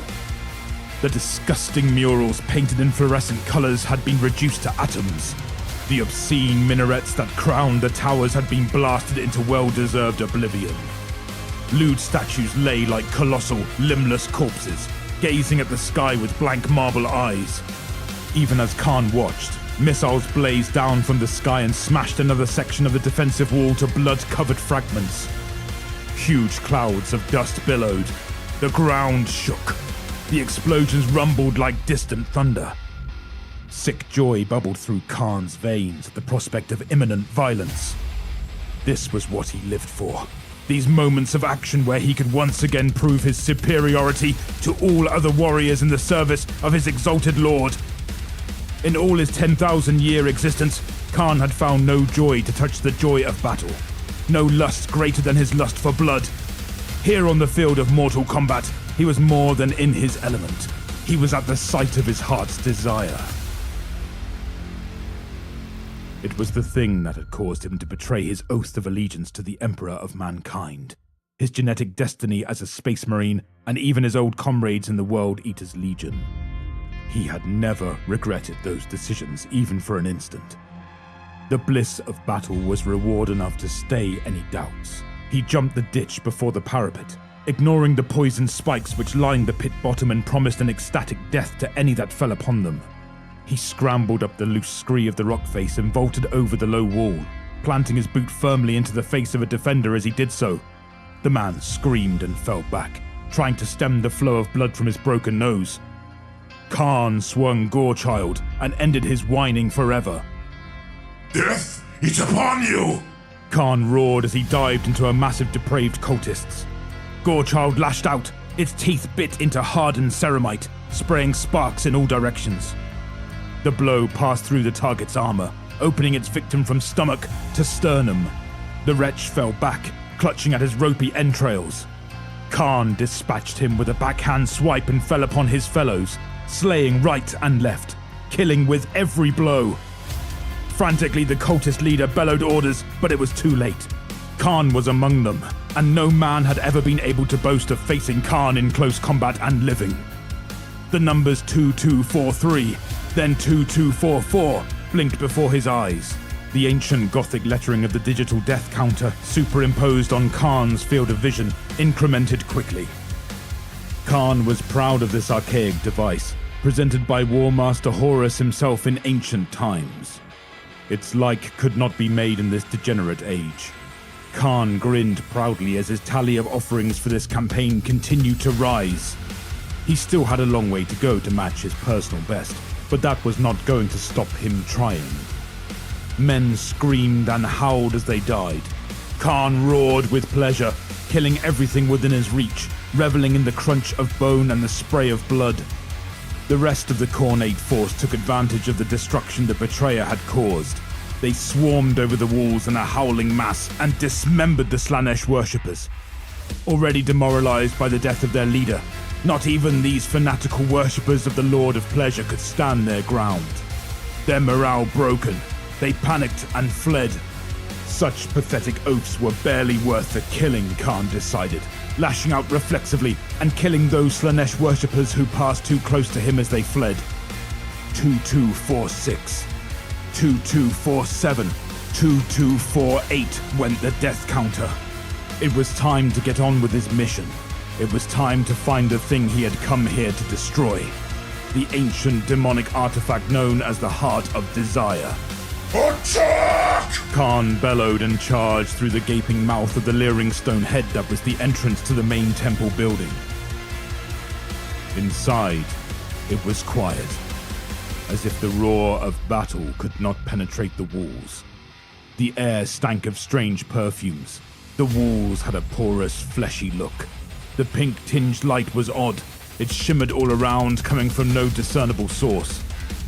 KHARN switched to the auto-sensor systems within his helm, just in case there was some trickery here. Leather-clad priestesses, their faces domino masked, emerged from padded doorways. They lashed at KHARN with whips that sent surges of pain and pleasure through his body. Another man, one less hardened than KHARN, might have been overwhelmed by the sensation. But KHARN had spent millennia in the service of his god, and what passed through him now was but a pale shadow compared to the battle lust that mastered him. He chopped through the snake-like flesh of the living lash. Poison blood spurted forth. The woman screamed as if he had cut her. Looking closer, he saw that she and the whip were one. A leering demonic head tipped the weapon's handle and had buried its fangs into her wrist. KHARN's interest was sated. He killed the priestess with one backhanded swipe of Gorechild. A strange, strangled cry of rage and hate warned him of a new threat. He turned and saw that one of the other berserkers, less spiritually pure than himself, had been overcome by the whip's evil. The man had torn off his helmet, and his face was distorted by a sick and dreamy smile that had no place on the features of one chosen by KHORN. Like a sleepwalker, he advanced on KHARN and lashed out with his chainsword. KHARN laughed as he parried the blow and killed the man with his return stroke. A quick glance told him that all the priestesses were dead and that most of his followers had slain their drugged brethren. Good, thought KHARN, but part of him was disappointed. He had hoped that more of his fellows would be overcome by treachery. It was good to measure himself against true warriors, not these decadent worshippers of an effete god. Gorechild howled with frustrated bloodlust, writhing in his hand as if it would turn on him if he did not feed it more blood and sinew soon. KHARN knew how the axe felt. He turned, gestured for his companions to follow him, and raced off down the corridor. Follow me! He shouted. To the slaughter! Passing through a huge arch, the former Space Marines entered the inner sanctum of the temple, and KHARN knew that they had found what they had come for. Light poured in through the stained glass ceiling. As he watched, KHARN realized that the light was not coming through the glass, but from the glass itself. The illustrations glowed with an eerie internal light, and they moved. A riotous assembly of men and women, mutants and demons enacted every foul deed that the depraved followers of a debauched god could imagine, and KHARN noted that they could imagine quite a lot. KHARN raised his pistol and opened fire, but the glass merely absorbed the weapon's energy. Something like a faint moan of pleasure filled the chamber, and mocking laughter drew KHARN's attention to the throne which dominated the far end of the huge chamber. It was carved from a single gem that pulsed and changed color, going from amber to lavender to pink to lime and then back through a flickering random assortment of iridescent colors that made no sense and hurt the eye. KHARN knew without having to be told that this throne was the Heart of Desire. Senses honed by thousands of years of exposure to the stuff of chaos told him that the thing fairly radiated power.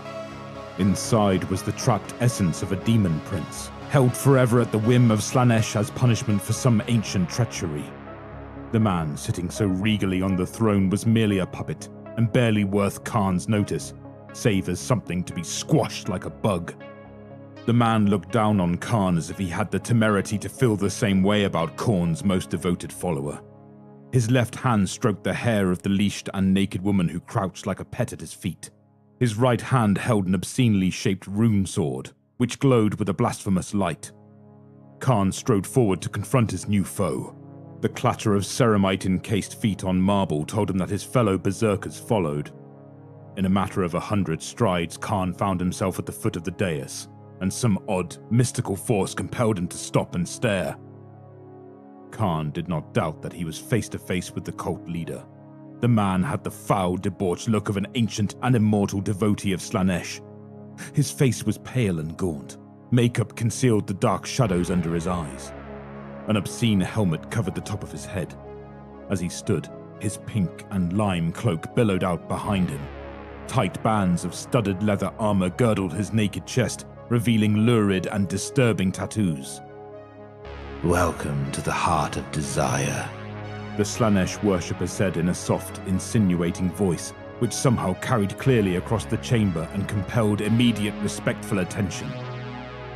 KHARN was instantly on his guard, sensing the magic within that voice, the persuasive power which could twist mortals to its owner's will.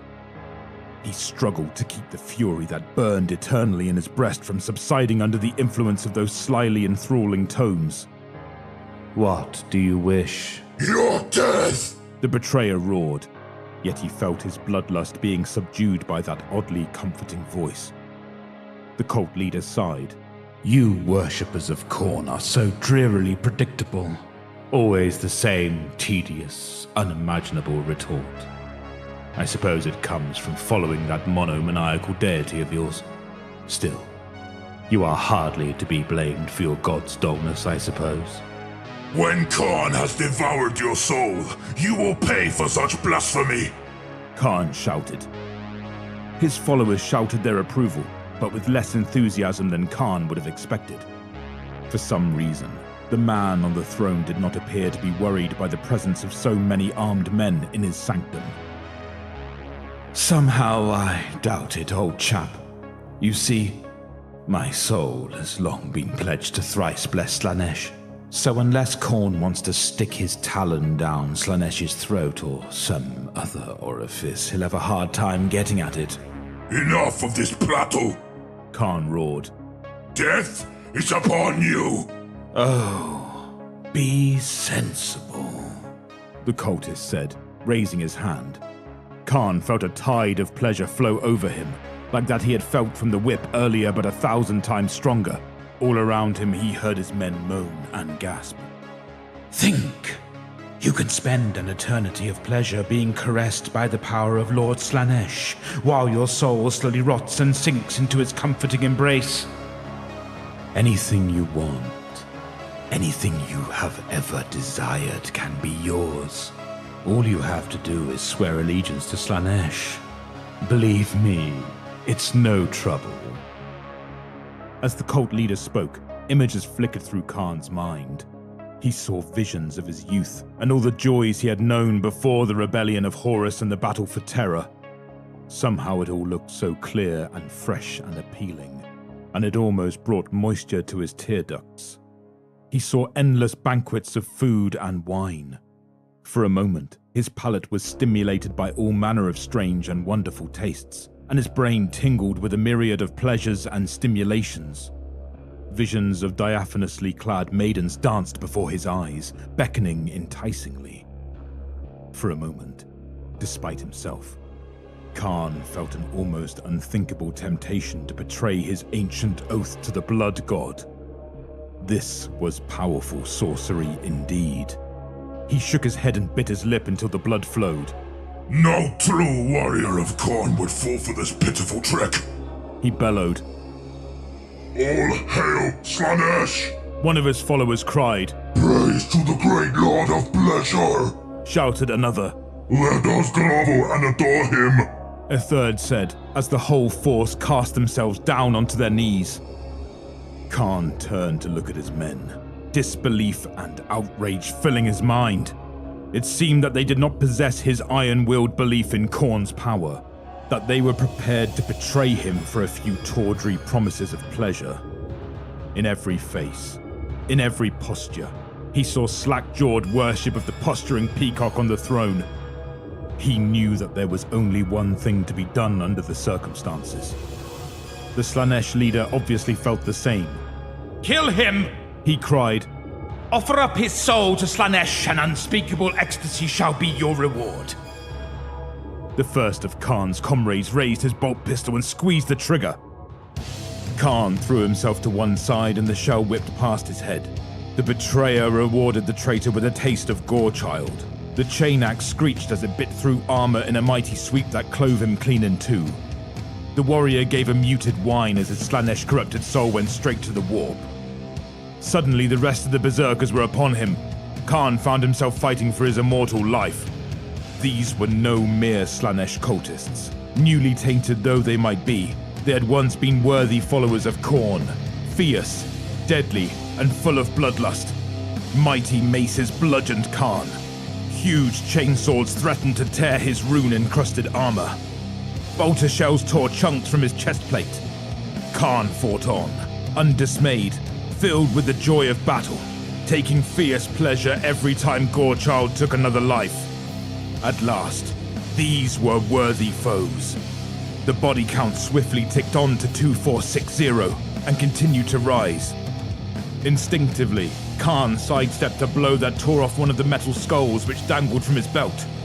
The betrayer swore he would replace it with the attacker's own skull. His return stroke made good his vow.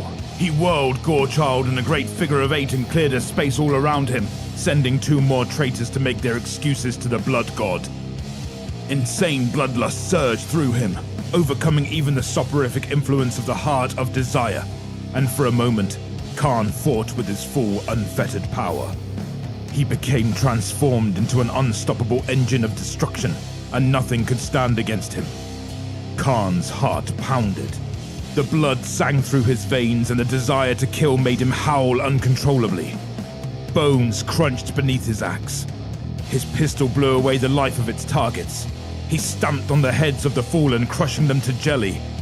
KHARN ignored pain, ignored any idea of self-preservation, and fought for the pure love of fighting. He killed, and he killed. All too soon it was over, and KHARN stood alone in a circle of corpses. His breathing rasped from his chest. Blood seeped through a dozen small punctures in his armor.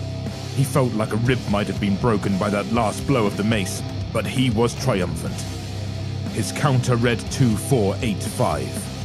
He sensed the presence of one more victim and turned to confront the figure on the dais. The cultist leader stood looking down at him with a faint expression of mingled disbelief and distaste on his face. The naked girl had fled. The throne pulsed enticingly. It's true what they say, the man said with a delicious sigh.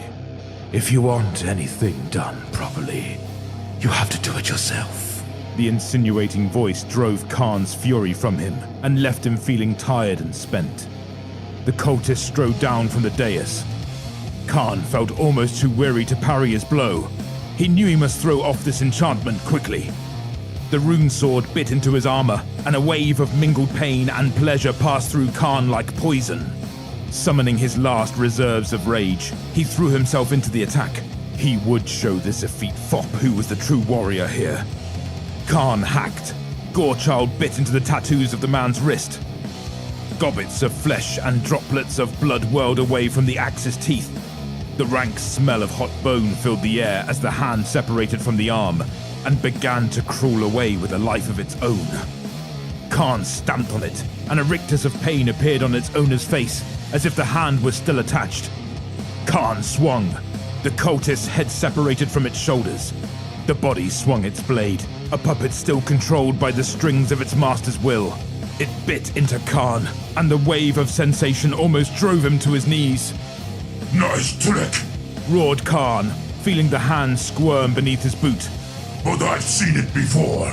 He brought his chain axe down on the head and clove it in two. The body fell to the ground, a puppet with its strings cut.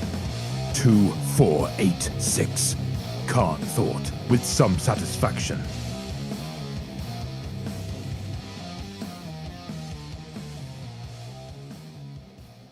The betrayer advanced upon the throne. It pulsed enticingly before him. Within its multiple facets, he thought he saw the face of a beautiful woman, the most beautiful he had ever seen, and the most evil. Her hair was long and golden, and her eyes were blue. Her lips were full and red, and the small white fangs that protruded from her mouth in no way marred her perfection. She looked at KHARN beseechingly, and he knew at once he was face to face with the demon trapped within the heart of desire. "Welcome, KHARN," a seductive voice said within his head. "I knew you would triumph. I knew you would be the conqueror. I knew you would be my new master." The voice was thrilling. By comparison, the cult leader's voice had been but a pale echo, but the voice was also deceptive. Proud as he was, mighty as he knew himself to be, KHARN knew that no man could truly be the master of a demon, not even a fallen space marine like himself. He knew that his soul was once more in peril, that he should do something. But yet again he found himself enthralled by the persuasiveness of a Slanesh worshipper's voice. "Be seated. Become the new ruler of this world. Then go forth and blast those meddlesome interlopers from the face of your planet." KHARN fought to hold himself steady while the throne pulsed hypnotically before him, and the smell of heavy musk filled his nostrils. He knew that once he sat he would be trapped, just as the demon was trapped. He would become a slave to the thing imprisoned within the throne. His will would be drained, and he would become a decadent and effete shadow of the KHARN he had once been. Yet his limbs began to move almost of their own accord, his feet slowly but surely carrying him towards the throne. Once more, visions of an eternity of corrupt pleasure danced in KHARN's mind. Once more, he saw himself indulging in every excess. The demon promised him every ecstasy imaginable, and it was well within its power to grant such pleasures. He knew it would be a simple thing for him to triumph on its behalf.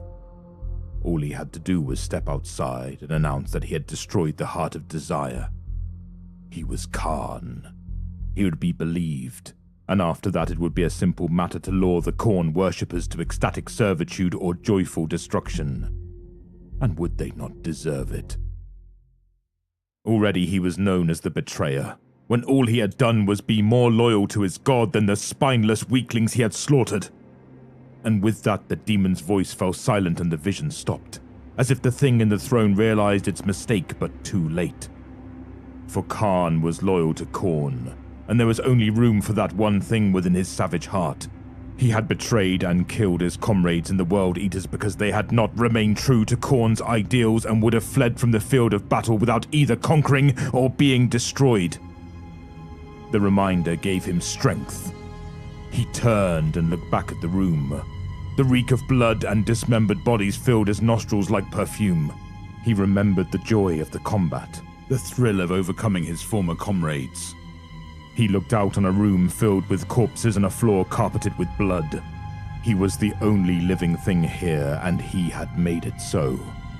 He realized that, compared to this pleasure, this sense of conquest and victory, what the demon offered was only a pale shadow. KHARN turned and brought Gorechild smashing down upon the foul throne. His axe howled thirstily as it drank deep of the ancient and corrupt soul imprisoned within. Once more he felt the thrill of victory, and knew no regrets for rejecting the demon's offer. 2, 4, 8, 7. Life just doesn't get any better than this, KHARN thought.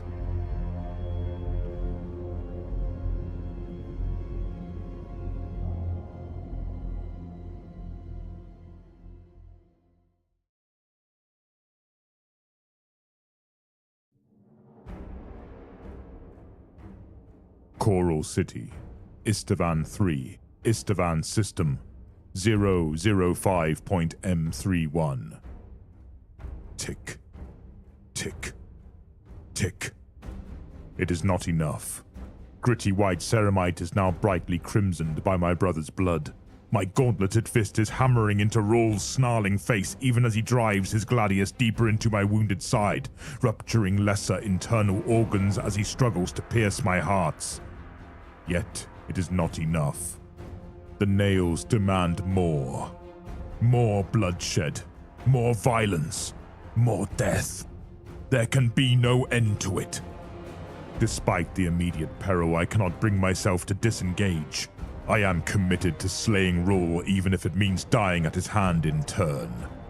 I crouch atop the World Eater's chest like a beast poised above its prey, raining down blow after blow, oblivious to the rush of raging legionaries surging past me. Rule's blood soils my exposed face as I brutally bludgeon him with all my strength. My helmet is gone.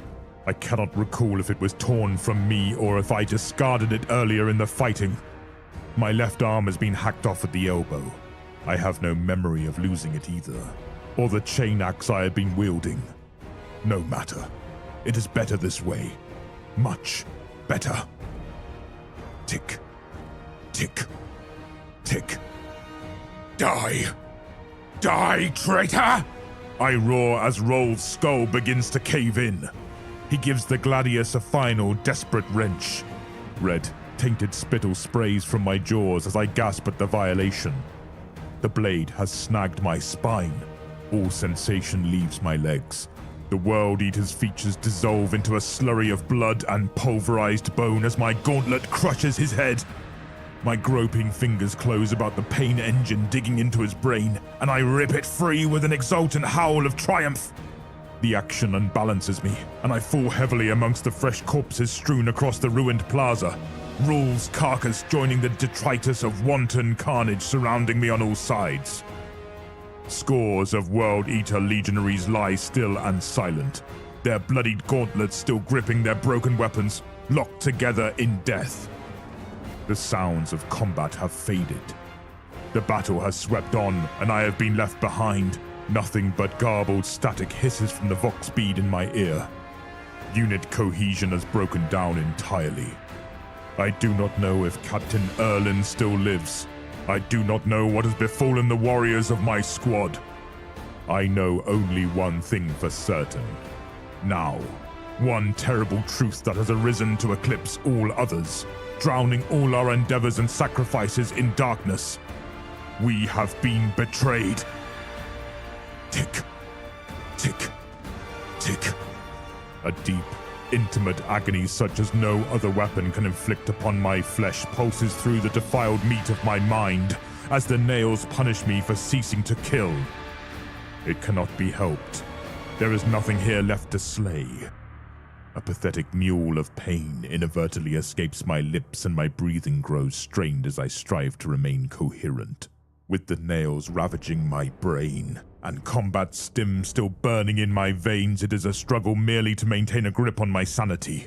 My hand trembles as I pull Rule's gladius from my side. Fresh blood washes over the gore-stained blade. Multiple organs have been pierced. From the waist down I feel nothing. I cannot walk.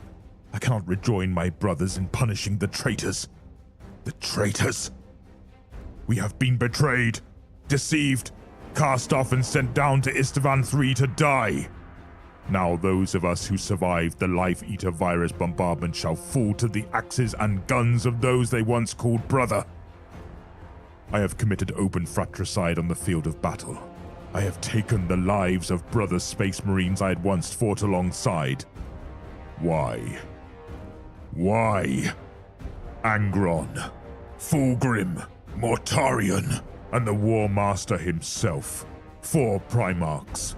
4 of the Emperor's own progeny united in conspiracy and rebellion. Their hands now dripping with the blood of their own Gene sons. What madness has befallen them? What has caused them to forsake their vows and sanction the slaughter of their own legionaries? Why have we been condemned to such a death? Why has our father lifted up his hand against us? I am betrayed! I bellow aloud, giving voice to the overwhelming turmoil of my hearts. Betrayed unto death! Father, devourer of worlds, Red Butcher! Can you hear me, Father? Do you know what you have done? The dead city is indifferent to my pitiful outburst. Froth bubbles between my clenched teeth as the nails continue their unrelenting torment. I embrace the pain and cease crying out like a lost child. I lie quietly amongst my slain brethren, waiting, bloodied by fratricide, a traitor's weapon clenched tight in my fist. Others shall come soon enough. Someone will find me. I lower my head and steady my breathing. Perhaps Angron himself will come. I do not want to die in ignorance. I must hear the truth from my Genesire's own lips before the end. I must know why. What is it like to stand in the presence of your Primarch? I once asked of Captain Dersius of the Ultramarines 83rd Company during a brief layover at the Ender starport, following the Avogarden cleansings. He had frowned at the question, in contemplation rather than anger, before answering proudly. It is like standing before the concentrated essence of every battle king to ever rule Macragge, distilled in the mind, heart, and will of one singular being, and knowing, without question and beyond all doubt, that for as long as he exists, the ideal of the Imperium will never fail. Ferrus. Brother Sergeant Ferrus. The Vox beat crackles to life in my ear. Awareness returns in an instant. My eyes snap open. I do not remember closing them. Mere minutes have passed. I raise my head, teeth bared, my heart's quickening to combat readiness in the span of a second. 3 World Eater legionaries are moving wearily, almost furtively, amongst the bodies of their slain genekin, hunting for targets. I recognize them at once. As battle-mauled as they are, my remaining squad brothers have returned for me, though they, too, are far from unscathed. Isadir's right arm hangs uselessly at his side, armor, bone, and muscle alike savaged by bolter fire. Grax is helmless, half of his face reduced to a raw, weeping mess of scorched flesh, likely from the discharge of a plasma gun. Frakal, my second in command, moves with a noticeable hitch in his stride. He is walking on a broken leg but refuses to allow the injury to impede him. The white and blue of their war plate is obscured by blood, yet they remain resolute and unbowed. My heart swells with pride as they approach me. A pity my own wounds are so severe. We will not stay together for long. Brothers, report. I snarl raggedly as I use Rule's Gladius to prop myself up against his lifeless corpse. The situation is dire, Sergeant Ferrus. Frakal growls, his rough voice tight with suppressed pain, his fury masked behind his dented, gore-spattered helm. Captain Erlen is dead. The traitors ripped off his face and quartered his body with their blades while he yet drew breath. Angron intends to purge us in person. He and our turncoat brothers hunt us with axe and bolter throughout the city, and heavy armor is being deployed even as we speak. They will not stop until we are slaughtered to the last man. According to Vox rumor, a captain of the Emperor's children, Saul Tarvitz, is attempting to establish a center of organized resistance alongside surviving loyal sons of Horus and Death Guard legionaries. What are your orders? So, one of Fulgrim's preening peacocks is trying to run this shitfest now, is he? How typical. That's quite possibly the best news I've heard all day. I grin a rictus grin, saliva still dribbling from my lips as I fight to maintain control of myself. As far as the nails are concerned, the best course of action would be for me to tear Frakal's head from his shoulders and beat him to death with it. I am sure he feels similarly compelled. Seek out this loyal whelp of the Phoenician brothers, and lend him your strength. Should you encounter other survivors, compel them to accompany you. Failing that, kill as many of the traitorous whore sons as you can before you die. I will not be able to. The distant clamor of power-armored footfalls brings an end to all plans. Seconds later, the cheering of our foes reaches our ears. A host of our treasonous brethren are bellowing out a single name over and over as they hack and hew their way towards our position. Bolters bark. Whirring chain blades shriek.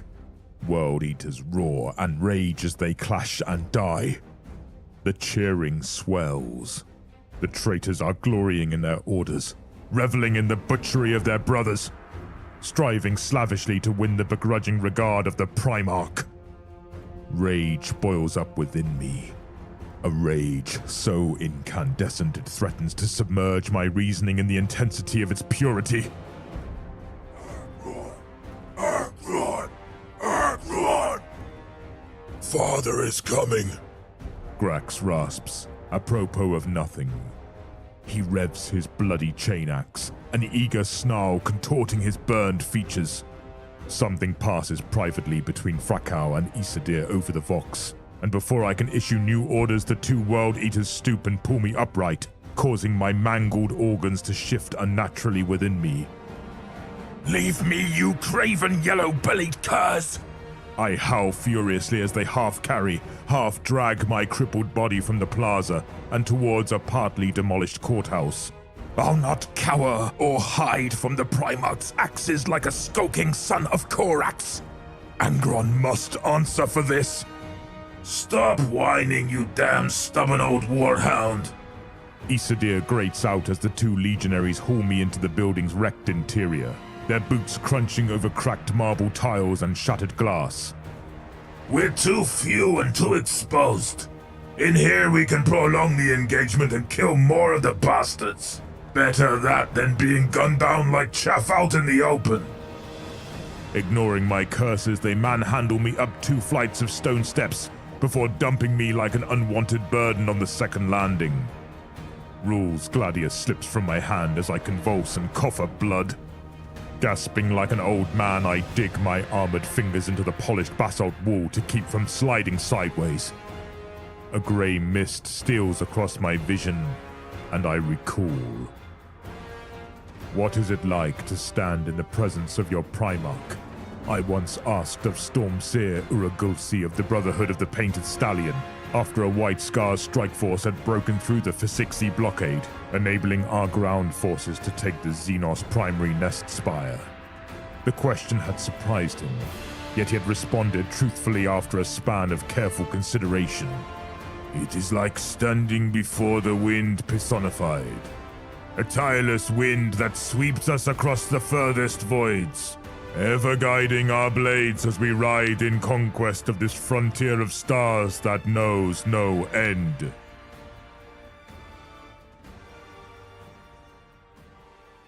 Tick. Tick. Tick. I open my eyes again and see that my warriors have not been idle. Weapons stripped from the corpses of fallen World Eaters have been arrayed neatly by my side as if offered in tribute. 3 fully loaded bolt guns and a functional chainsword are within easy reach of my remaining hand. A bandolier of frack grenades has been looped over my left pauldron, and someone, likely Frakau, has secured Rules Gladius to my wrist with a length of scavenged cabling. Relief washes over me. As broken as I am, I will still be able to go down fighting like a true legionary. My thanks, brothers. I growl into the Vox transmitter embedded in my gorget as I begin gathering the grenades, priming each one to detonate on impact. I will bleed many traitors and avenge our murdered brethren before death claims me. Do not be found wanting. Die well, my proud eaters of worlds. Ave Imperator. We'll try to leave a few for you, Varus, but I'll make no promises. Even over the distorting effects of the Vox, I can still detect the ferocious joy in Frakau's voice as he prepares to lose himself to the Nail's embrace. Someone needs to teach these wayward mongrels a lesson in loyalty. I am going to enjoy this. As well you should. The old legends say the deepest pits of hell are reserved for oathbreakers and kinslayers. Kill them all, Frakau. Kill Angron himself if he dares to come. I shall. He cuts the link, and I know I will never speak with him again. The traitor World Eaters are not long in arriving. There are no windows near me that overlook the plaza, but even through the thick walls I can hear their cheering reaching a crescendo, and no individual kill squads are spreading out to hunt for dug-in defenders. The seconds drag themselves by with infuriating slowness. I cough up more blood and wonder if I will live long enough to fulfill my vows. Then bolt of fire rings out from somewhere below, and I grin in satisfaction as my men make their righteous fury known. Brothers Isadir, Grax, and Frakal, all worthy sons of the 12th Legion, all faithful and true to the master of mankind, fight their final battle with all the ferocity of demons out of ancient Terran myth, and die like dogs in the face of their brethren's overwhelming assault. Belligerent oaths and defiant war cries swiftly give way to grunts of pain and howls of frustration as wounds take their toll, and the attacking World Eaters press their advantage. No mercy is expected, and none is given. I am witness to none of their deaths. Instead, I scent the air and listen as they are overcome and butchered in quick succession. Frakal is the last to fall, spitting vile insults upon the heads of Angron, Horus, and the mothers of each and every space marine who has dared rebel against the Emperor. The traitors fall upon him like starving wolves, and he screams like a mortal as his limbs are severed and his intestines are torn from his body. Even as his death cries are cut short, a multitude of pounding footsteps echo up the stairway, driven into a killing frenzy by the nails and the prolonged spilling of their brother's blood. The first two legionaries to come charging blindly around the corner die upon reaching the first landing, their skulls blown open by several precision headshots. I keep firing even as their bodies collapse and the second pair are likewise dispatched, their corpses momentarily hindering those following after. Taking advantage of the brief opening, I drop the bolt gun and toss a few grenades. The ensuing detonations mutilate the foremost World Eaters beyond recovery, causing the enraged legionaries below to bay and curse, promising me a slow and ignoble death. I laugh at their threats, salivating as the stench of my slaughtered foes washes over me like balmy sea breeze. It will not be long until I am as crazed as they are, but I must not succumb to the kill madness. Not yet. Come, you worthless, shit-eating sons of swine! Come face me, faithless blackguards! I roar as I raise a second bolt gun and ready myself for the next assault. I will slay every single one of you, and when I return to Terra to inform the Emperor of your perfidy, I will heap your skulls in a glorious mound before the Golden Throne. And I will personally present your skull to the War Master on a spike.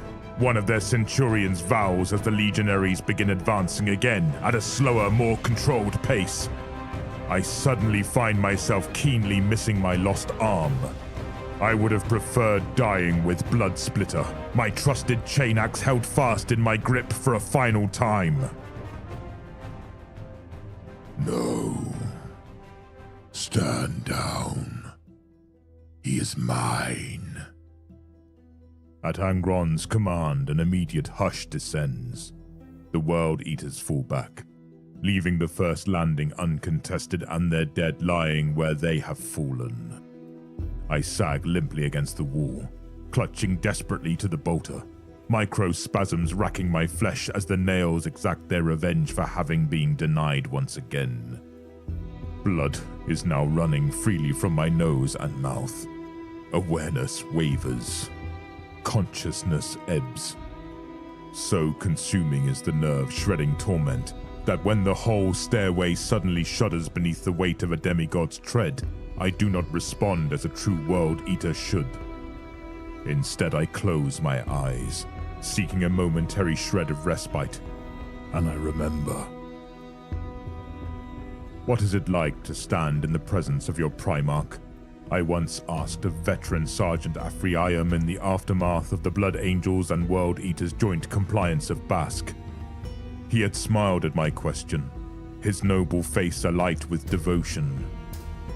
It is like standing before a blazing sun, whose rays forever pierce the darkness, a sun about which we eternally circle, our orbits never to be broken, a sun that will never set, a light that can never be extinguished. Then he had glanced at me sidelong, his blue eyes thoughtful. Why do you wish to know? Is it not the same for you whenever you enter into the presence of the Lord of the Red Sands?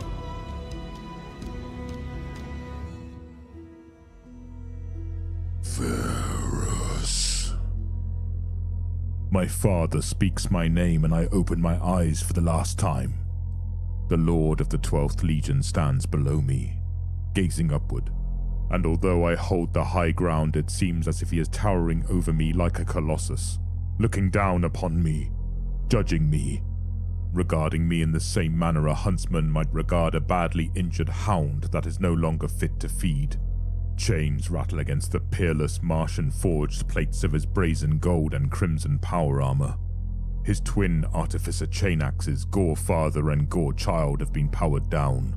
The Primarch holds them crossed close to his chestplate, the weapons no less threatening despite the passive stance. It seems impossible that the stairway should accommodate his mighty bulk, yet he stands easy within the enclosed space, seemingly untroubled by its basalt confines. Varus, I have come. You have something you wish to tell me. I blink my bloody eyes, my vision now hazed with arterial red, my breathing harsh and labored as death drags its talons through my ruptured innards. My brief moment of weakness in the plaza had not gone unnoticed. My challenge has been answered, but Angron has not come in response to a son's agonized cries of anguish and rage. My Gene Sire is not here to give succor or console. The bright transhuman blood of my fallen brothers drenches him from head to foot. The teeth of his axes are clotted with the gen-hanced gore of his own legionaries. He has come to kill me for my loyalty and for my weakness, and that is all. Perhaps I should be honored. Perhaps I should consider it a privilege to be granted such a death. But I feel nothing but rage, pure and incandescent. I am now the scion of a legion of oath-breakers and murderers. Honor is dead. Now there can be only vengeance. Tick. Tick. Tick. I let the bolt gun speak for me. In the half-second it takes for me to lift the weapon and fire the first shot, Angron dips his head and raises Gore-Father to shield his exposed face. The bolt rounds strike the flat of the uplifted chain axe, but instead of detonating, the shots inexplicably ricochet from Gore-Father's surface to explode harmlessly against the walls and ceiling, showering powdered stone across the Primarch's pauldrons. Angron begins to mount the stairs, the servo joints of his ornate warplate grinding and growling as he ascends unperturbed into a stream of bolter fire. The magazine clicks empty. I cast the gun aside and grab for the remaining grenades. Like a striking whip, Gore-Child lashes out, still deactivated, and 4 of my ceramite-clad fingers join the spent shell casings littering the steps. Why? I snarl thickly through the pain and the blood, all of my fury and despair surging up to force the question into being. Father, why have you turned against? No. The Primarch growls as he lowers Gore-Father, his lips lifting in scorn to expose his dark metal teeth, his bloodshot eyes narrowing in contempt. A single swift blow to the chest and I am hurled backwards, the air driven clean from my birth lungs, my breastplate riven asunder, my carapace crushed. No, Varus. Too many have already squandered their last moments asking me that wretched question, and I am tired of explaining myself. He bends over me, the full force of his regard almost impossible to endure. Instead, I will ask the questions. Tell me, Varus, why did you not resist when I gave the order to have the butcher's nails introduced throughout the Legion? Why did you volunteer instead to have your brain cut open and the nails implanted? I can barely comprehend the question. My thoughts are fracturing. My jaws gape as I struggle to draw in a single soaring breath. Death snaps eagerly at my throat, mere heartbeats away. You are my Primarch, I gasp. My progenitor, my liege and my general. How could I have gone against your will? I thought the nails would bring me closer to you. You are A slave! Angron bellows, his rage rising, his tortured face a perfect reflection of my own. I am a slave, Varus, and I was so close to dying free. Free, and fighting alongside my true brothers and sisters against the tyrannical High Riders of Nuceria. That would have been a fitting end. But then the Emperor spirited me away, forcing me to leave my comrades in arms behind, to be slaughtered, forsaken and unmourned. And what did I inherit from him in exchange? An entire legion of dogs, obedient, groveling warhounds, most of whom rolled right over and submitted to the implantation of the nails without resistance. A legion of cowardly curs who have the audacity to call themselves my sons. His pain-filled eyes ablaze with fervor. The Primarch leans in closer as if to confide a long-held secret. His breath reeks of blood and spoiled meat. A true son would have stood up to his father at the prospect of such defilement. A true son would have spat in my face and damned me to hell rather than willingly surrender his freedom. Yet you did not. You are no true son of mine, Sergeant Varus. You are a thrall to the greatest High Rider this galaxy has ever known. But I will be my father's slave no longer, and neither will the World Eaters. So die as the Emperor's dog, Varus. Die forsaken and unmourned, just as my gladiators died on Nuceria fighting in futility for a chance to be free. You will not be missed. I am sinking downwards into darkness. Angron straightens, preparing to turn away. With the last of my strength, I find my courage and spit out 3 words with my final breath.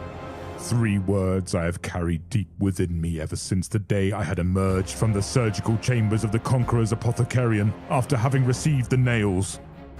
3 words nurtured in bitter secrecy throughout hundreds of campaigns and thousands of battles. 3 words no space marine of the Legiones Astartes has ever said to the face of their Primarch. I hate you. And as death's jaws close about me, something flickers in the depths of Angron's eyes. Something I have always yearned to see, despite the pain and the madness and the disregard he has inflicted upon us. Something I long for even at the end, as I breathe my last in the graveyard city of broken oaths and shattered dreams. In my father's eyes, I finally see it before the darkness takes me. Approval.